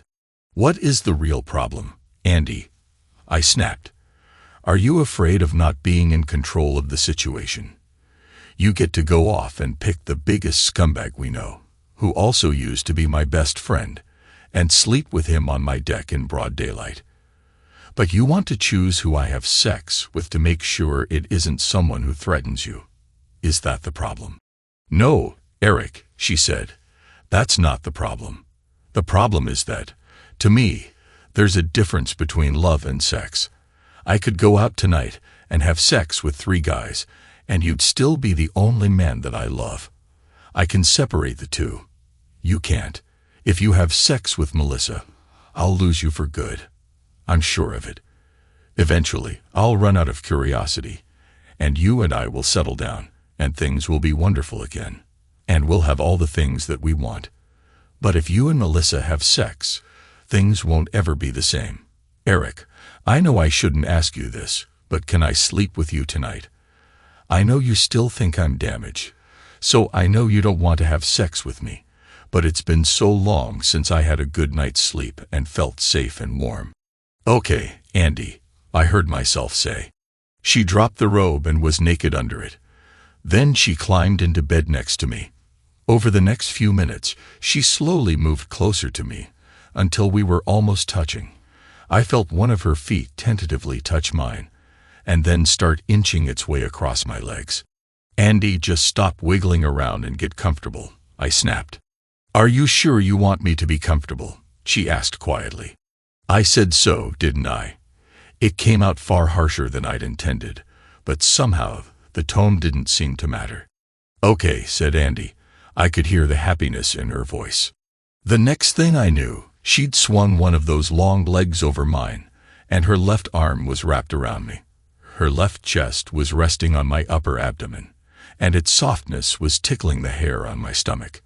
The biggest problem was that this position had her left leg in contact with my crotch, and her warmth was in contact with my left leg. I could feel the heat coming from it, and I'm sure Andy could feel me swelling. This is so much better, Andy cooed. I've missed this for so long. This is the way I'm supposed to sleep. Are you sure there's nothing you want to say or do before we drift off? I was thinking a lot of things right then. Rolling over and taking back what was mine was chief among them. I started to say something, and my arm rubbed against her chest. Oh, exclaimed Andy. Sorry, that was an accident, I snapped. Don't be sorry, said Andy. I didn't mind at all. That was the problem, I realized. I don't think she minded who she was with as long as she got what she wanted. Even though I didn't see her with Mike, my mind was flooded with images of Andy with Mike in all different positions. All of a sudden, I felt uncomfortable being close to her. I rolled over in the opposite direction with my back to her, and no contact.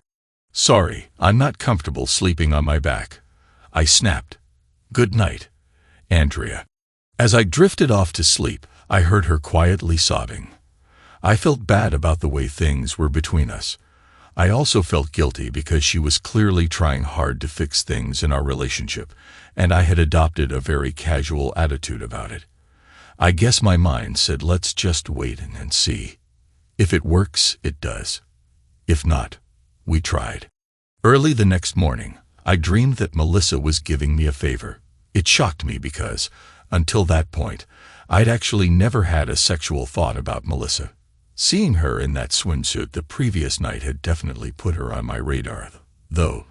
In the dream, Mel stopped and mounted me. She slowly lowered her warmth over me until we were touching. Then she started to move in small, short strokes. God, that woman was good.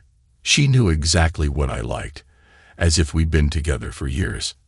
I reached up to feel those big assets that had enthralled me at the pool last night, and couldn't find them. All I felt was a small, firm asset with a hard peak. In a second, I realized what was going on and grabbed Andy by her shoulders and pulled her off of me. What the hell is wrong with you, Andy? I screamed at her. I'm sorry, I just wanted you so badly, she cried. And you liked it. And you needed it too. I was asleep, Andy. I didn't know what was going on. My mind keeps going back to a time before all of this happened. Back when there was only us. Back before you messed things up. We were so happy then, and in the dream I was having, it was like old times when we couldn't get enough of each other. I was lying through my teeth, but telling her that I was dreaming about Melissa would have only made things worse. The surprising thing was that I had never lied to Andy before then, and I guess I should have felt guilty about it. But I really didn't. That didn't bode well for the relationship. So why can't we just pretend that it's still like that? She cried. or pretend that we're past all of my curiosity and the damage it did to us. That way, we could undo all of this nonsense and get back to just us. Andy, I'm not that good at pretending, I said. You want me to pretend that you didn't sleep with Mike. Pretend that we hadn't talked about it beforehand. Pretend that you didn't just ruin 10 years of friendship, trust, and love because you were curious about what another experience would feel like. Okay, Andrea, since you're so good at games, hold out your hands and close your eyes. Andy held her hands up in front of her. Remember the way we used to feel about each other. Run that through your mind. Remember the closeness. Imagine the fact that I loved you so much I couldn't stand to be away from you. I would have done anything for you. I'd have chewed my arm off to get to you. Being with you was the greatest thing in the world. Every inch of your body was a treasure to me.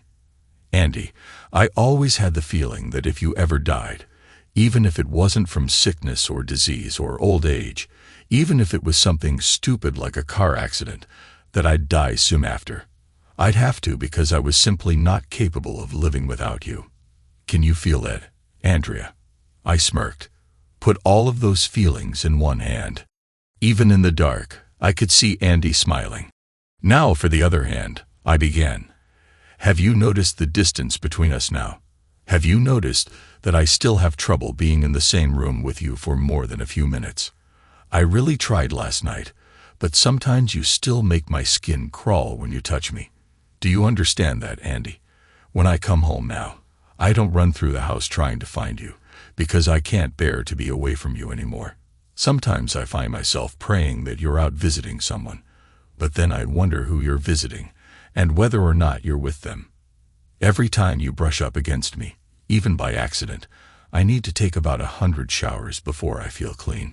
At this point, if you were in an accident, I don't know whether I'd even feel sad, let alone die. In some ways, I know that you're trying to save our marriage, Andrea, but I can't help feeling that maybe it would be better if we just let it die. If we go our separate ways, it'll hurt me for a while. But I was almost over it. I'm not sure that it would even hurt you because you were so eager to risk throwing it away so you could be with Mike. I don't trust you anymore, and I'm not sure that I ever will again. Melissa says it'll take time, but I don't think we can ever get back what we had, and I wonder if I wouldn't be better off looking for something like that with someone else than settling for a pale imitation of it with you. In short, we're like a broken glass, Andrea. All of the water is flowing out of the hole. Only it's not water flowing out, it's my love for you. Unless we find some way to plug the leak, it's all going to be gone. Andy's smile had now faded, and she was crying again. Compare those two sets of feelings, Andy, I snapped. Which one do you like better? The first one, she said quietly. That's what I want back so badly. I'd do anything to have that back. And despite what you think, we're going to get it. It may take a little time and a lot of work, but I promise you, when this is all done, we'll be back there. And we'll be stronger. Something in what she just said set my alarm bells off, but I didn't pay them any attention. So, Andrea, think about that second hand. The way things are now feels like. I said. I don't want to, she said. I don't like it. I hate it. But you need to really run it through your mind, Andy. It's really important for us for you to know that, I said seriously. But why? It's ugly, and I don't feel like you love me anymore, she snapped. Because, Andy, it's what you wanted to find out from the start, I said. That's what another experience feels like. Now you know. I went into the shower and got ready to go to work, leaving Andy in the bed sobbing. I hated to be so hard on her, but none of this seemed to be getting through to her. Several of the things she'd said had filled me with dread and uncertainty. She'd said, when all of this is over. And in another conversation, she'd said, when my curiosity is all done. She'd also told me, next time I won't be this honest. I won't tell you. Over the next few weeks, things slowly improved between me and Andy. We got back to the point where I was able to stay in the same room with her, and we even spent time sitting next to each other on the deck after dinner. Mel joined us sometimes, which always made Andy jealous, but I could tell she was trying not to say anything. She hated the fact that Mel and I still spend a lot of time together. "Have you been with her yet?" Andy asked me one night out of the blue. She was really angry because she'd seen me hug Mel after one of our runs. We'd just done our first 10-miler, and we're just two friends congratulating each other for a big accomplishment. But Andy's jealousy got out of hand. "If I had, you probably wouldn't still be here," I replied. Andy burst into tears and ran away. Later, she came out on the deck. "I'm sorry," she said. "It just hurts sometimes. I've been back in our house for almost 3 months, and things are better between us. I can feel that. But you still won't even touch me, let alone be with me. But then I see you hugging her, and I know that to you, it's just a buddy hug. But if you saw the way the two of you looked into each other's eyes and embraced, you'd understand why I want to strangle that woman.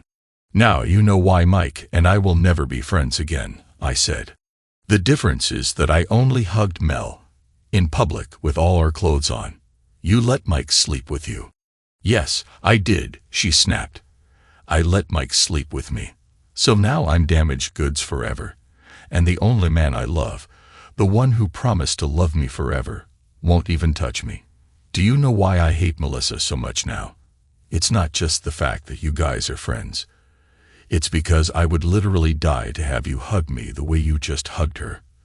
The two of you are so easy together, so confident and comfortable around each other. Mike and I aren't like that. And as you never stop bringing up, he slept with me. He and I had sex, and it hasn't made us nearly as close as you and Melissa are. But in your mind, love and sex are connected. Where's the connection between Mike and me? We hate each other now because we slept together. And it's cost us our happiness. Eric, if I let someone drive your precious Mustang, you would be pissed. Let's say it was one of our neighbors who really wanted to see what driving it was like. So I let him drive it around the block one time, less than a mile. So your odometer doesn't even change. He doesn't damage the car. And you wouldn't have even known except for the fact that you came home and saw him pulling into the driveway. How would you react to that? I know you'd be pissed at me, of course, but let's not talk about your feelings toward me. Let's talk about how you'd feel about your precious car." She could see me getting angry just at the thought of it, because we both knew that I'd probably kill him, cut the body up into small pieces, and bury them all over the country. No one touched my Mustang. You'd probably wash the car 2 or 3 times, inside and out, recondition the leather with some of your Armor all-leather cleaner. Even though he's only sat in the driver's seat, you'd do all the seats in the interior. You'd do the driver's seat twice, maybe 3 times. You'd do the steering wheel and everything else he touched at least 3 times. You'd be angry as hell. It would probably take a couple of days, maybe even a week, but I doubt that. But then you'd drive that car again, wouldn't you? You couldn't help it. You love that car, so even if someone else despoiled your precious car, you'd drive it again. You wouldn't have keys to it ever again. And if I didn't drive it, I'd reprogram the garage door so no one could even get near it. But I guess I would drive it again. I admit it. So why won't you drive me? She snapped. Mike slept with me for 5 goddamn minutes one time. I keep telling you there was nothing special about it. I didn't even like it. I was only curious. I've taken hundreds of showers since then, but you still haven't even kissed me. And it's been 3 months. Not even a peck. You told me a few weeks ago that being with me was the greatest thing you could think of. If you go back to driving the car again, why can't we go back to being together? A hug like the one you just gave Melissa would at least give me some hope, Eric. I should have figured that's what all of this is about, I said slowly. How about tonight? I said, smiling as I pulled out my iPhone. You're going to hug me tonight? She asked hopefully. I thought you wanted to be driven, I smiled. I thought you wanted to be with me. I do, she said, so excited she was bouncing up and down. It's for you, I said, handing her my phone. When she heard Mike's voice over the phone, her whole face turned red, and she flung it as hard as she could. That's how I lost that iPhone. The end of the summer was coming up, and Andy and I decided to throw a party. Just a few friends and neighbors and some family members. Melissa was invited, which made Andy really pissed. But Mike wasn't, which made me really happy.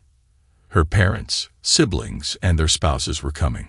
We were very busy planning it and buying food and supplies for the party when it happened. Mel and I had just come back from a run. I was watching her as she went into the house to shower when I noticed Mike jump over the fence into my yard. Andy had told me that she would be out for a while doing some shopping for the party, so I knew she wasn't home. What the hell was that moron doing, going into my yard when neither Andy nor I was home? I followed him, and I swear to God, I thought that he was trying to steal something from me or borrow one of my tools without asking, because he knew that I'd never loan him anything ever again. Mike didn't stop in my yard. He hopped the fence into George and Sandy Cooper's yard. I waited for a few minutes and followed him. He walked right into their house without knocking. I pulled out my new iPhone 4. I got it to replace the iPhone 3GS that Andy had thrown. I crept up to the window. I was sure that Mike was sleeping with Sandy Cooper now, and the video would help Mel get rid of her cheating husband for good.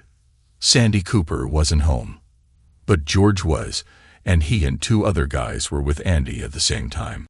"Last time you wanted to try double penetration," said George. "This time you're getting 3 at a time. That should take care of your curiosity." "3 or 4? I'm next," said Mike. "No, Mike, I already slept with you once. You weren't any good, and you messed up my marriage," said Andy. "I almost lost Eric because of you." "Andy, I just wanted to see if I could make you scream the way that he does. I almost lost Melissa too. She hasn't been with me since then." "At least you get to be with someone," said Mike. "It isn't the same," snapped Andy. "I just wanted to try the group thing out of curiosity. I really don't feel anything, except for a lot of rubbing and thrusting. These guys can't make it work either. No matter how hard they pound me with their tools, it isn't doing anything. There must be something to Eric's theory about love and being together. But Andy, if you don't let me be with you, I'll tell Eric you did this, and at least then he might forgive me and talk to Mel for me. I only slept with you once. This is George's 3rd time. And the 2nd time you've done more than one guy," said Mike. "This is never going to happen again. My curiosity is all settled," said Andy. "After tonight, no one but Eric will ever touch me. So if that's what it takes to shut you up, I'll let you do it for 5 more minutes. Unlike these guys, you won't even need a condom since you only shoot blanks." I didn't stay long enough to see Mike get his turn. God damn it. I thought I was all cried out over Andy, but I wasn't. I ran into the house and started packing everything that I needed. I was loading my suitcase into the Mustang when Melissa came out of her house. "Eric, what's wrong?" she asked. I gave her the phone and hit the play button. "Eric, I'm so sorry," she said. She was crying too, and I could tell she meant it. "Where are you taking her this time?" "Back to her parents' house." "No, Mel. I'm leaving this time. There's no way back from this one. I just need to get away while I start hiding my assets to limit my exposure in the divorce. Believe it or not, I'll probably miss you more than I'll miss the cheating 304, I said. "No, you won't. Don't say things that aren't true," she said. "Wait a minute, I need to get something." Mel ran into her house and came back with a suitcase. She threw it in the trunk next to mine and said, "Let's go." I looked at her in shock. "I told you a long time ago. I was getting rid of Mike. This is as good a time as any," she said. "Unless you don't want me to come with you." I hadn't given any thought to where I'd go. So we drove around for a while and ended up eating at the lake as it started to get dark, and we still hadn't made any plans. I told Mel that we'd have to check into a motel. I saw the first of those awful romantic couples come strolling along the waterfront. I was so enraged that I grabbed my supersized soda and heaved it at them. It would have hit them too if Mel hadn't grabbed my arm and made the throw go off target. As soon as we got back in the car, My phone started ringing.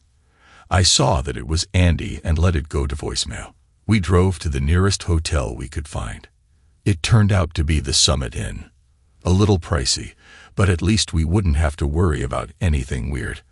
I'd seen enough of that on my phone tonight to last me a lifetime. Which really was funny because I'd always thought I was going to spend my lifetime with the person on my phone. Mel and I stepped up to the desk and put our suitcases down. A few seconds later, a gangly old man got behind the desk. "Gee, mister, your wife sure is pretty," he said. I looked at him strangely and said, "My wife is a cheating blonde. She's the ugliest person I can think of because of it." "Her hair isn't blonde," he said, puzzled. Suddenly, I realized he was talking about Mel. I smiled and said, "Yeah, you're right. She really is pretty. She's the most beautiful woman I know." "We need 2 rooms," I said. "1," said Melissa. "Neither of us should be alone tonight." "Oh boy, we're in trouble," I said. "1," repeated Melissa. "Neither of us should be alone tonight." "Oh boy, we're in trouble," I said as we stepped into the room. "There's only 1 bed." Melissa started laughing. "Eric, whether you know it or not, you're my best friend. I trust you totally. We'll be fine, whatever happens, but we need to have a talk." I didn't know whether to run out of the room or not. Whenever a woman says, "We need to have a talk," it's always serious. Before we got started with our talk, Melissa's phone rang. "I'm curious about what that jerk has to say," she said. "To tell you the truth, I didn't think he'd even notice that I was gone." "Oh boy," she said suddenly. "What?" I asked. "Wrong jerk," she replied. She put the phone on speaker and held her finger up to her lips, meaning for me to listen, but not to say anything. I nodded my head. "Hello, Andrea," said Melissa. "Melissa, I hate to bother you, but can you come over here? I really need someone to talk to right now," said Andy. "Andrea, I'm not at home right now. I'm back at work, so I can't come over. Can it wait until tomorrow?" said Melissa, smiling. "Besides, you and I are not exactly friends, so are you sure I'm the person you should be talking to?" "Mel, I'm really sorry for what I did to you with Mike. I'd do anything to make it up to you. I'll give you anything you want, just name it. You are the person I need to talk to more than anyone else," said Andy. "Why is that?" Melissa asked. "Because you know more than I do right now about what Eric is thinking or where he might be going. Melissa, Eric just ran off. I don't know where he is or when he'll be back. Last time we fought and he threw me out, there was a reason for it. As you know, I had done something awful. But this time, I don't have a clue why he'd just leave me," whined Andy. Melissa and I were trying our best not to laugh. "We've been slowly getting closer again," Andy said sadly. "It's been really hard for me, but I'm trying my best because I love him so much. We're even planning a party together for the day after tomorrow. I went out to do some shopping while you guys had your run. I spoke to Mike, and he said you and Eric went running as usual. Mike is really jealous of that, you know. Anyway, he said he heard you coming back into the house, so he knew you guys came home. I guess that's when you went back to work." "Where did Eric go?" she whined. "Andrea, it's only 9:30. Maybe he just went out for a drive. When you and my a-hole of a husband were planning your little fest, Eric went out and drove his car every night. Remember, that always seemed so stupid to me," said Mel. "Why? He likes to drive that car. I used to think that after me, that car was his favorite thing on this earth. Right now, I'm pretty sure that car is ahead of me," said Andy. "I wasn't saying it was stupid for him to go out and drive the car, Andy. I was saying that you were stupid," said Mel. "Eric is a really great guy. He loves you so much. Do you know how lucky you are? Most women would die to have someone treat them like he treats you. When we used to be friends, you told me all the time about how great you were together. Why would you risk that to screw around with my lazy husband?" "That's what's stupid," said Mel. "Lately, I've been wishing I was you," said Andy. "I've been wishing I was you," she repeated. I got really jealous a few weeks ago after listening to him talking about how great you are. I saw him hug you, and I just wanted to kill you, Melissa. I'll never let anyone come between us. Anyway, I did something really stupid and I regret it, but I'll have to handle that later. I hope you're right. His car is gone, so maybe he did just go for a drive. If you hear from him, please let me know. Told you, said Melissa, hanging up the phone. That a hole doesn't even know or care that I'm gone. At least Andrea is worried sick about you. My own husband doesn't give a flying idea about where I am, or even if I'm coming home. I hugged Melissa to comfort her. After a few minutes, she was okay. Why don't you go ahead and take your shower while I make a few phone calls, she said. I figured that she wanted to be alone for a while, so I headed for the shower. I came out wearing long boxers and a t-shirt. Somehow, I didn't feel weird about being around Melissa in my underwear. It was probably because the boxers and shirt were very similar to what we both wore when we ran together every day. Eric, turn the lights out, yelled Melissa. I did, and then she came out of the bathroom and got into bed. I thought we were going to have a talk, I reminded her. We may as well talk tomorrow, she said. I don't want to harm your virtue. How would talking harm my virtue? We talk all the time. You're the person I'm the most comfortable talking to, I said. If we turn the lights back on, I don't think we'll get much talking done, because I'm kind of naked, said Melissa. And even though our spouses gave us permission to do it, I'm not sure if that's a good idea.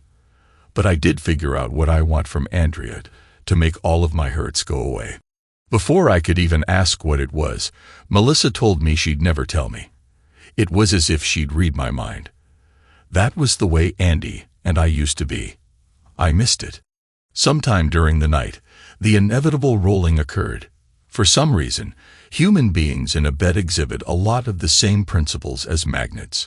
I think that, with the exception of gay or lesbian individuals, all men are positively charged, and all women are negatively charged. If you put two men or two women in a bed together, they end up rolling as far away from each other as they can and staying there. The similar charges repel. But if you put a man and a woman in bed together, they seem to always end up together. It was still dark when I realized that Melissa was in front of me. A microsecond later, I realized that my tool was in the crack of her bum. Melissa had lost a lot of weight over the last 4 months, but she still had a lot more bum than Andy would ever have. Andy had that tight little bikini bum that most men claim to like. Andy's bum was also hard as a rock. Melissa's, on the other hand, was soft and pliable, and my tool was getting harder by the second and pushing its way further into it. I couldn't risk any sudden moves because I didn't want her to think I was trying something. Another microsecond went by before I realized that my tool wasn't the only thing wandering. My arm was lying across Mel's shoulder, and my hand was on one of those large, soft jugs. I don't think I'd ever felt anything so soft and warm in my entire life. That realization only served to enlarge my tool more. Then I realized that Melissa's hand was on top of mine, pressing it onto her jug. It wasn't my tool pressing into Mel's bum. She was pushing it against me.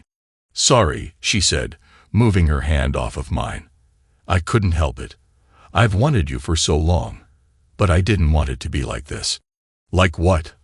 I asked. I didn't want you to just screw me as some kind of revenge reaction to get back at Mike and Andy. I didn't want to take advantage of you because you were vulnerable or because you're devastated over finding out that the woman you love is a sociopathic, round-heeled 304 who'd probably screw a snake to satisfy her curiosity. Especially when the thing she's looking for, she had from the beginning, she said.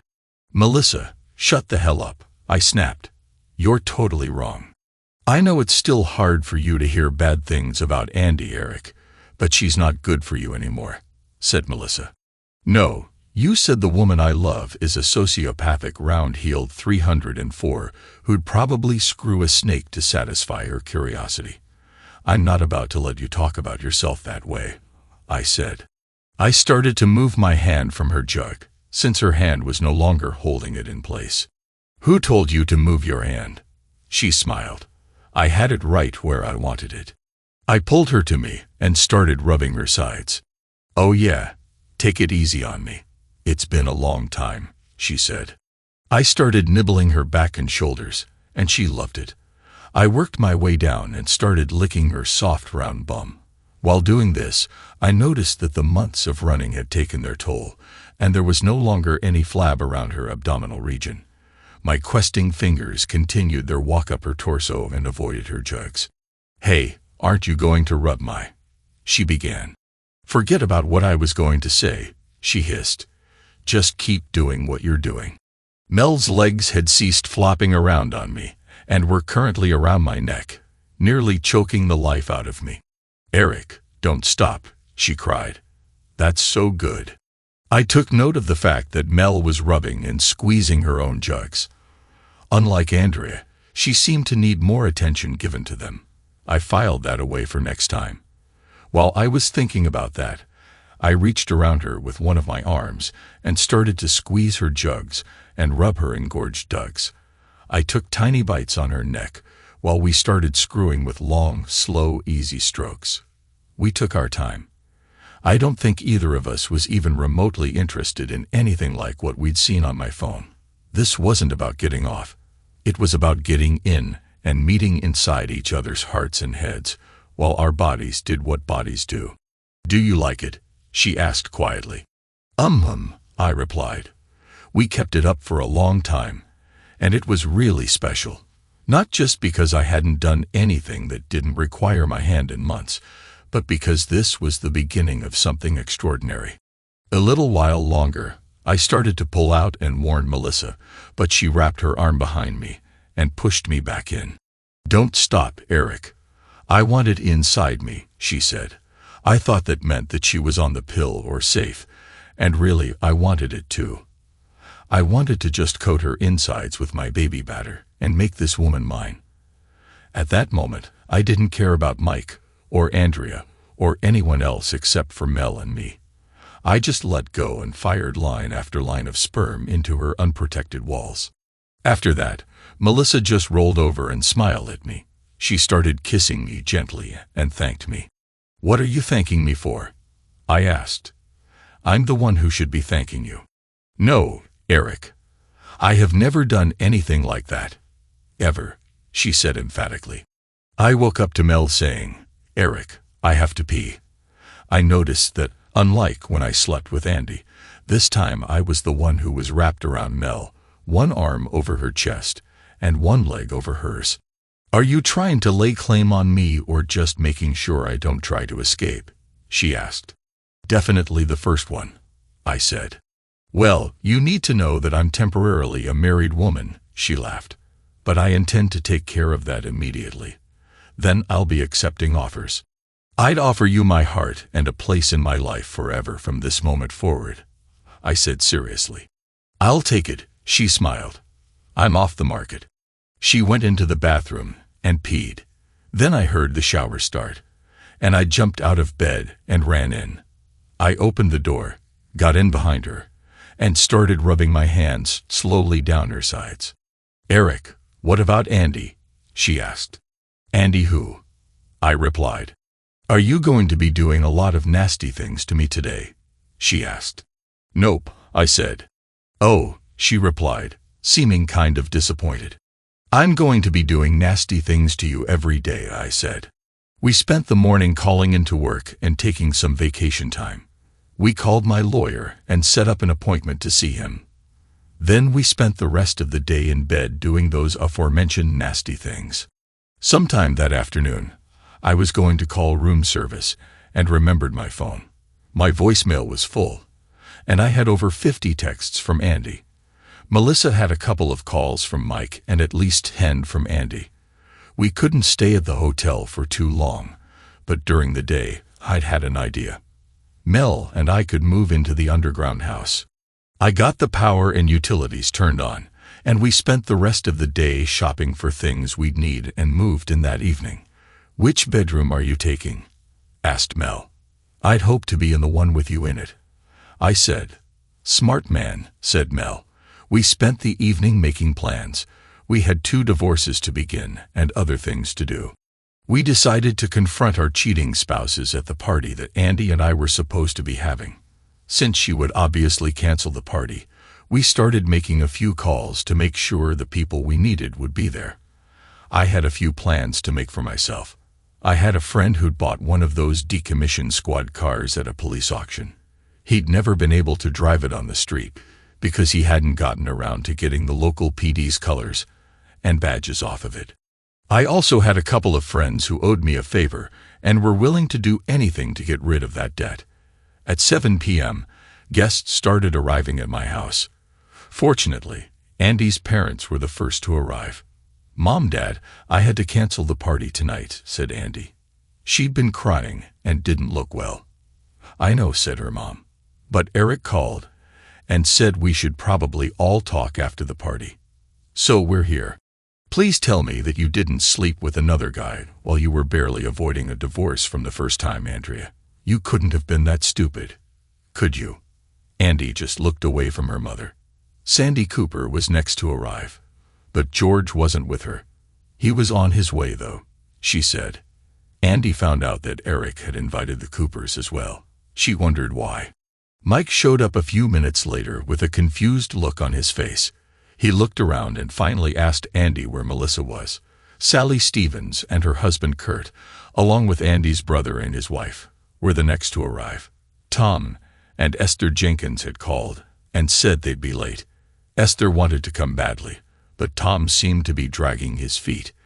There was also another couple whom no one seemed to recognize that claimed to have been invited by Eric, but they didn't arrive until nearly 8 o'clock.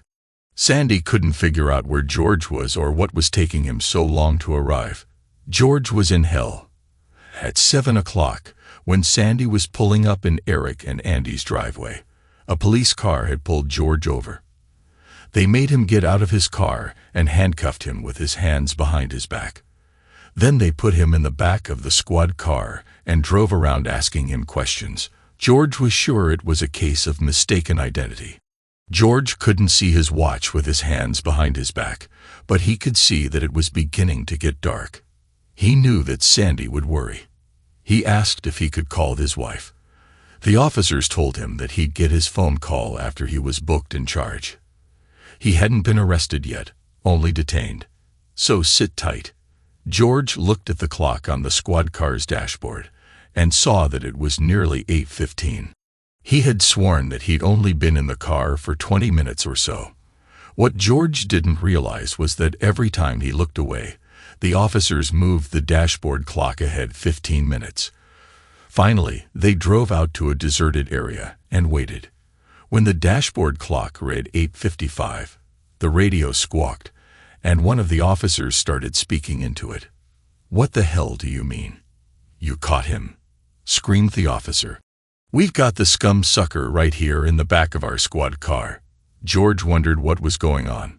"Okay, buddy, you were right. It's a case of mistaken identity. Sorry to interrupt your night." As the officer uncuffed George, he seemed to be taking a long time to get the cuffs off. Actually, he was resetting George's watch to match the time, 9:05, on the squad car's dashboard. "You're free to go, sir," said the officer. "What do you mean I'm free to go?" said George.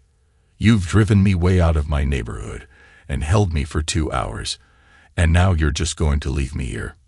"Sorry, sir. We're not allowed to carry civilians in the squad car unless they're part of an investigation or a crime," said the cop as he and his partner drove off. "Hey, there's a gas station over there. Call someone to come and get you. Have a pleasant evening, sir." George could have sworn he heard the cops laughing as they drove off. George looked down at his watch. It was after 9 p.m. As George started walking towards the gas station, a guy in a mask stepped out from behind a boarded-up shop. He started walking towards George. "Hey, buddy, I don't have any money or even my wallet," said George. The man didn't talk. He just walked up to George and, without saying a word, punched George in the face so hard that George was stunned. He staggered back and tried to put his hands up while he waited for his equilibrium to stabilize. "What the hell?" said George. The man just punched George again, even harder. George tried to talk, but his jaw hurt. He looked up just in time to get another punch. That third punch knocked George off his feet. George thought that the fight was over and he'd lost. This was the first time that he'd gotten his butt so thoroughly kicked. George was wrong, though. The fight was only beginning. The man came over and started kicking George. He kicked him in his side several times, and George was sure that he'd felt ribs snap. Then that pain was eclipsed as the man found a new target: George's groin. George screamed so loudly that he was sure he could be heard in the next state. Then the man kicked George several times in each leg, but it didn't matter because George had blacked out from the pain. He vaguely remembered being dragged down the street and left very close to the gas station in one of his moments of awareness. He didn't know how long it was until someone found him and called an ambulance, but it seemed like forever. Even though George had been fooled into believing that his butt kicking had started at 9 o'clock, it was actually only 8 o'clock. At 8:45, Eric's Mustang pulled into the driveway. He and Melissa got out and went into the house and out onto the deck. He saw his mother-in-law, father-in-law, and several neighbors. He greeted his wife's family warmly and hugged Sandy Cooper. He nodded to the mysterious couple. Mike came over to talk to Melissa, but she blew him off and followed Eric around. Finally, Andy came downstairs and saw Eric. She ran over to him and tried to hug him, but he pushed her away. "Eric, I forgive you for just running off on me, though I'm not sure why you did it," she said. The rest of the guests politely pretended to be doing other things, but were really watching and listening intently. "Wait, you didn't run off alone to think. You were with Melissa, weren't you?" she said. "But why? We were just starting to make progress. I was beginning to feel like you loved me a little bit again, and that there was a chance for us to get past our problems." She fell to the floor and started crying. Eric started clapping his hands. "Can everyone come over here for a moment?" he said. Melissa also started clapping her hands. "Everyone give Andy a hand," said Eric. That was the greatest acting performance in history. Now we know where Andy's true talents lie. I guess everyone here knows that Andy and I have been having a rough time in our marriage. I recently threw her out of the house for a while. Andy told me that she was curious about what it would be like to have sex with another man, said Eric. I begged her not to do it, but she did anyway. She went out and screwed my former best friend Mike, the husband of her former best friend Melissa. It broke my heart, and I hated her for what she did to us. But I still loved her so much. For the past few weeks, we've been trying to patch up the destruction that Andy's curiosity wrought on our marriage, but it was hard for me. As Andy said, we were just starting out on that long process of fixing things when I noticed my ex-best friend going into my backyard. I followed him and recorded what I found on my phone. Can everyone follow me into the den? Everyone watched as I hooked my iPhone up to the plasma screen TV. They were all shocked as they saw Mike watching as George Cooper and Kurt Stevens screwed Andy while she gave Tom Jenkins a blowjob. The great thing about the iPhone 4 is that it shoots high-resolution video. The images on the screen were very clear. George's and Kurt's lust and Andy's boredom at the act were apparent. Andy's father turned his head and begged me to stop the tape. Andy's mother vomited the contents of her stomach onto the parquet floor tiles of the den. I guess everyone kind of understands why I disappeared a couple of days ago now. What they can't understand is what it feels like to have the person you loved and wanted to spend the rest of your life with hurt you this way twice. I hope you all understand that there won't be a third time. Every bit of love I once felt for her is gone. There's only one way for us to go now. Eric stopped talking and nodded to the mysterious couple. They each produced an envelope from somewhere and handed one to Andy and one to Mike. You've been served, they told them. Tom Jenkins and Kurt Stevens were given envelopes as well. Their envelopes contained their alienation of affection suit papers. Since George wasn't present, the man asked Sandy Cooper, his wife, to please notify him that he was being sued as well. That cheating scum sucker, screamed Sandy as she walked towards the door. No wonder he stood me up. I'm divorcing his cheating scumsucker too. Everyone else headed for the door too. Soon only Mike, Melissa, Eric, Andy, and Andy's parents were still in the room. "Eric, it's over. It won't ever happen again," cried Andy. "You're right about that," said Eric sadly. "Where are you going?" screamed Andy. "We have to talk about this. It can still work. I still love you. I only love you. You heard me tell them that on the tape. The only person I like having sex with was you. That was on the tape too. I just needed to find out. It was just my curiosity." She was holding onto Eric's leg. "Where do you think you're going?" Mike asked Melissa. "We need to talk too. I'm not happy about you going off and screwing other guys either, even after what I did. Two wrongs don't make a right, Melissa.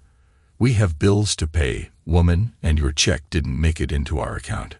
Mike reached out and grabbed Melissa's arm and turned her around. "You are not leaving with him again," he snapped. "We're still married. No divorce and no more sex with other guys." Eric didn't even break his stride. He just turned around and decked Mike, then put his arm around Melissa and guided her from the room. Melissa turned as she and Eric got to the doorway. "You shouldn't worry about me screwing other guys, Mike. I'd never do that. I'm faithful to the man I love. I only made love with Eric. He's the guy, and there are no other guys, including you. And I think I got what I wanted." "Eric," said Andy's father, "I have no idea what you're feeling. I can't believe my daughter is capable of doing what we saw. Take some time to cool down, and we'll all get together and work this out." Eric nodded, and he and Melissa left. It was nearly 6 weeks before they would all sit down together again. During that 6 weeks, Eric had no contact with Andy. She'd called him hundreds of times, but the restraining order kept her from being able to go to his job, and she didn't know where he lived. She suspected that he was still with Melissa, and that angered her. She was sure that Eric was falling in love with Melissa and not just screwing her. That, to Andy, was simply not fair. Her curiosity had only been about sex, not love. She'd never had any intention of leaving Eric or falling in love with anyone else. During the 6 weeks, several things happened of note, including Andy having a breakdown of some sort. Eventually, Eric showed up with a truck to get the rest of his belongings and Melissa's. Mike had refused to allow Eric to get them until the police showed up, and Eric showed them a court order allowing him to have Melissa's things. "Where is the 304? asked Mike. "She's at the doctor's today," smiled Eric. "What did you do?" asked Mike. "Screw her until her uterus fell out." Just hearing someone talk about Eric having sex with Melissa started Andy on a fit of crying and screaming. Another interesting thing was what happened to Kurt Stevens one Sunday. Kurt was stuck at a red light when an abandoned cement truck plowed into his car, crushing it. At the same time that the accident occurred, both Eric and Melissa had been in church. Eric had gotten up once during the ceremony to use the bathroom and had left the door open. An usher who was actually an off-duty police officer had seen Eric's leg and could vouch for the fact that he was on the toilet the whole time. There was some suspicion about Eric, because when George Cooper's beating had been discovered, Eric was the only person George could think of who had a motive to want to hurt him. But at the exact time of the beating, Eric had several witnesses, including George's ex-wife, who could verify that Eric had gotten to the party before 9 and didn't leave the party until long after George's beating had ended. George was sure that his beating had happened at 9 o'clock. The investigating detectives were sure of it as well because even George's watch, which had been broken during the incident, had stopped when it was broken at just after 9. Eric was ruled out. He was also ruled out in Kurt Stevens' case because he couldn't have been in the bathroom under gastric distress and driving the truck at the same time. George would probably never walk again. He also lost both testicles, his wife, and 60% of his assets. His life would never be the same. Kurt was in a coma, and no one was sure he'd ever wake up. If he did, He'd wake up single because his wife divorced him as well. Tom Jenkins didn't wait for his divorce. After finding out what happened to Kurt and George, he just got in his car and drove away. He didn't even pack his clothes. He just disappeared. He spent the rest of his life looking over his shoulder, afraid to settle down or stay in one place for any length of time. He also developed a phobia about married women. He couldn't bear to be around them, no matter how innocent the situation. That was a terrible toll for a B job. Andy was beautiful, but it just wasn't worth it. At our sit-down meeting, things went pretty much as Melissa and I thought. Both Mike and Andy refused to sign the divorce papers. Melissa gave Mike their house, which he couldn't afford since he wasn't working. He also couldn't afford his truck or their utilities. Mike, at 40 years old, ended up living with his parents for a while and then on the street. I offered Andy the house as well and half of our savings and checking accounts. I paid off her credit cards and offered to pay her a lump sum in lieu of alimony, so I wouldn't have to have contact with her. "Eric, can't the two of you work this out somehow?" asked her dad. "She's willing to overlook your revenge affair. We all are. We know what she put you through." "Eric, I'll give up anything to have you back," said Andy. "But you aren't getting this divorce. You will not have it." "Besides," said Andy, "Melissa looks really pretty, but her gut is coming back. Are you sure you want to be stuck with that?" I laughed and reached out, patting Andy on top of her head. "Silly rabbit. That's not a gut," I said. "What is it? Lucky Charms?" smiled Andy. "Nope, it's a baby," said Melissa, rubbing her stomach. "I told you I got what I wanted." Immediately after that, Mike threw up. That was when Andy checked out mentally and had to be hospitalized. "I'll kill you, you witch," she screamed as she jumped across the table at Melissa. That was the last time I saw her until she showed up at the hospital this morning. Melissa was still asleep, so I went down to the gift shop to get her more flowers, even though there was no room for them anywhere. I wanted her to know just how much I loved her and how special our daughter was to me. When I got back to her floor, the area outside Melissa's room was full of people running around. I saw at least 5 security people and several real police officers. After a few moments, I saw them taking Andy away in handcuffs. Later, I found out that Andy had gone into Melissa's room, supposedly to drop off a card. The ever-watchful nurses had seen Andy on their video monitor, trying to suffocate Melissa while she slept. 2 of the nurses had gone into the room and pulled her off of Melissa, while another called security. Andy ended up back in the mental institution for who knows how long. We do know that she will be there for at least 10 years. That's the good news. That crazy witch and her curiosity will be away from us for a long time. The bad news is that in our state, you can't pursue any type of legal action against a person who is not mentally capable. That means, unfortunately, that I'm still married to her. I was able to get my house back. Melissa and I lived there. She finally got a teacher's assistant to help with the grading of all those papers, so our nights are free to sit on our deck and enjoy each other. We often go down by the lake and stroll along the water's edge because, darn it, it is kind of romantic. But I keep an eye out for guys who want to throw stuff at us out of jealousy. We named our daughter Curiosity because if it hadn't been for curiosity, she wouldn't have been born. Life is good. Thanks to everyone who took the time to listen to today's stories. If you enjoyed it, please consider liking and subscribing if you haven't already. Feel free to share your thoughts on the events in the comments below. Take care.